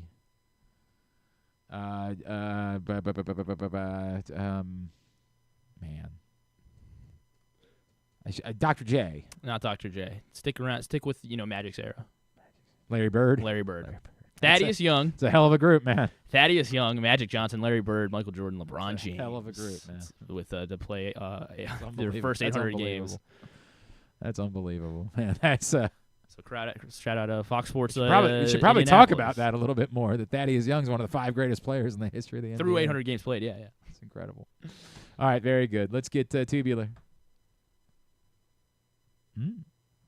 Have you ever thought of taking a cruise to these wonderful destinations with sunny skies and beautiful beaches? Well, wait no longer. We're ready for you to cruise from the Cruise Maryland Terminal. Have a little phrase that you can go from baggage to margarita in about 15 minutes. Choose fun with an array of destinations, onboard activities, entertainment, and world-class cuisine. Contact your travel agent and book your cruise today. Let your adventure begin. All right, here's what's coming up tonight, totally tubular-wise. A lot of conference tournament action throughout the course of the day. 4 more spots in the NCAA tournament will be settled tonight. Unfortunately, the CAA championship without Towson. Delaware, Wilmington, 7 o'clock on CBS Sports Network. The Horizon League Championship at 7 on ESPN. Robert Morris and Youngstown State. I don't know why I wrote Youngstown State Penguins on the... Because of the Guinos. They are the Penguins, but I don't know why I would have written that on tubular. That doesn't make any sense. People need to know. At 7 o'clock on ESPN2, the NEC Championship, St. Francis, PA, which I guess is the only... We figured that out. They're the only St. Francis now. The active St. Francis. The one St. Francis to rule them all, other than the St. Francis in Baltimore. But that's not a D1 basketball school. You get the point. They're taking on Central Connecticut at 7. And then Gonzaga and St. Mary's. Nice to see some different teams involved in the WCC for a change. Although Gonzaga's out. Is this their last WCC or next year? They're moving. The to next the year is the new Pac-12 or whatever it is. Yeah, Pac-12. I guess so. Yeah. And I think St. Mary's is now trying to bat their eyes at the Pac-12. They don't want to get in the Mountain West or something. Or... See us over here too. See, you like. That's what they're doing. That's you what like they're what doing? you see. I think that's Can what you do the eye bat again? I can't really. You can't. I can't. I told jokes to try to meet women at bars. I didn't rely on my looks, believe it or not. I know you're looking at me like it was probably your looks. I'm like, Probably Stevenson had. Stevenson Lacrosse they had. love that. Told jokes. That was how I met women, telling jokes. All right, those are the tickets that we punched. The Orioles are on TV this afternoon, 105. Albert Suarez and Clark Schmidt, the pitching matchup there on Masson. Maryland baseball takes on Virginia, 5:35 on ESPN Plus. For some reason, that game is being played in Fredericksburg, Virginia. Couldn't tell you why. And I don't know. Champions League this afternoon. I don't know. 4 o'clock on CBS Sports Network. Inter Milan and Feyenoord Rotterdam. Throw out all the records when they get together. Monumental Wizards Pistons 7. Capitals Ducks at 10. TNT and True TV for Bucks Pacers at 7:30. Hockey tonight. Lightning Hurricanes 7:30 on ESPN Plus and Hulu. Tennis Channel, more BNP Paribas Open from out at Indian Wells. Baseball this afternoon. Mets Astros at 1. Brewers Cubs 4. Athletics Giants 9, all on MLB Network. The CW tonight for WWE NXT at 8. The rest of the college basketball find at GlennClarkRadio.com. Non-sports. Let's start with an episode of Daredevil Born Again on Disney Plus. There is a. Do you know the suffixes of the 2 most recent Jumanji movies? That was a question last night. I knew one of them. The suffixes? So like Jumanji 2 or something? Or Jumanji like 2 book? what? Okay. Yeah, whatever it was called. No. I knew one because my kids were obsessed Jumanji Game Over? Was my that kids one were of them? obsessed with the song for a little while after they saw the movie. Welcome to the Jungle was one of them. And Jumanji, they asked me Welcome to the for Jungle. that every day. They were like, oh, I want to hear Welcome to the Jungle. The other one was apparently called The Next Level. Okay, for what that it's was worth, with Game Over. Okay, so our that's why movie I guy thought- did get those. He got both of them? He did get those. All right, good job, movie guy. He saved himself bought himself another Yeah, week. right? Exactly right. Non-sports. Paramount Plus has a Tom Petty and the Heartbreakers documentary. Tom Petty Heartbreakers Beach Party is what it's called. So if anybody's into Tom Petty, there you go on Paramount Plus. The I do Daredevil. love Tom Petty. Who doesn't love Tom Petty? Daredevil on Disney Plus. It's on what? You said it was? Paramount. Paramount. Yes, Paramount Plus. You don't need Showtime or anything. You could you can attain this one. Hulu has Last Take Rust, and the story of Helena. So this is that's the Alec Baldwin. correct. Yeah. Correct. Yeah. So Did that movie they ever dive come in. out? No, it did not. I don't think it will. Yeah, I don't think it will. I thought there was like and a lot of. so. Anyway. There's people are a little upset about this because it doesn't seem like it, at least based on the trailers so far, it doesn't seem like it focuses very much on, it seems like they want to make it be like, oh, Helena Hutchins, she was this great cinematographer, and we lost her, and it feels like it starts doing that, and then it dives into, oh, this is just such a horrible set. People, it dives more into like the scandalism behind it, and, how people were unqualified for their jobs and blah blah blah. But yeah, that's out on Hulu if anyone's into that.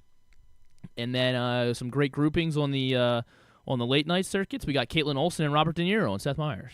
Ah, yes, they're talking about Last Take Rust. Really? Yes, they're That just they're meant a lot plugging. to 'em? Yeah, or they wanted to talk about that. Okay, good yeah. for them. Good for them. Right. Robert De Niro is in Novocaine, I believe, is what they're plugging. Oh, okay. There it is. Couldn't tell you. He is in Alto Nights, which comes out next Friday in theaters. Sure. Next Friday. It's about Frank Costello and Vito Genovese. Is that how you say it? Or Genovese? The crime boss. I don't mob, know how to mob, say it's a it, mob though, yeah. movie. Okay. Mob movie from like the 50s, 60s. Okay. He plays both Frank I Costello. mean, Robert De Niro in a mob movie sounds promising. It does. He plays both Frank Costello and Vito. So take the it two back. main Take guys, it back. Robert De Niro Right- is talking to himself the right entire back movie. out. I was on board. Exactly. That's what I said. I was like, oh, Yeah, cool. right. A new, about 50s mob stuff. Yeah, that I'm- sounds sick. With Robert De Niro? Hell yeah. Oh, he plays both the main characters. Nope. Alto Nights next week. I have another good group here. We got Shaggy. We got Sting. We got Millie Bobby Brown. And Dwayne Wade on Fallon. Oh, yes. They are all plugging Auto Nights. Oh, they are. They're all, I like how they all work together. Yeah, and, right. And then Joe McHale and SZA on Kimmel. Ah, yes. They're plugging Righteous Gemstones. Oh, Yes. nice. Good for them. Yes, Good for them. 100%. Very excited about it. All right, very good. Thanks today to Patrick Stevens. Thanks to Grant Zick. Thanks to Will Carroll and to Coach Mo Cassara. We'll get it all up in the greatest hits section of the Can You Take Me Higher? tab at GlennClarkRadio.com. Also, don't forget Read and I tonight, 6 to 9 over on 105.7 The Fan. All right. Thanks to tomorrow on the program. Obviously, NBA Corner, right? Yeah, That's the only part that anybody really cares about. Stuff and things. Navy basketball player. Yes, that's right. Lysander Renstrom. Thank you. Will join us before they play for the Patriot League title tomorrow evening. Looking forward to that. Thanks, everybody at PressBox, all of our great sponsors and partners, including Live Casino and Hotel, Cruise Maryland, Crown Trophy, Easy Pass, HelpMyGamblingProblem.org. Costa Sin, MSA, Maryland Sports, your local Toyota dealer, buyatoyota.com. Thanks to Griffin at Griffin_Bass. Follow us, Twitter, Instagram, and TikTok at Glenn Clark Radio. Have a great Tuesday evening.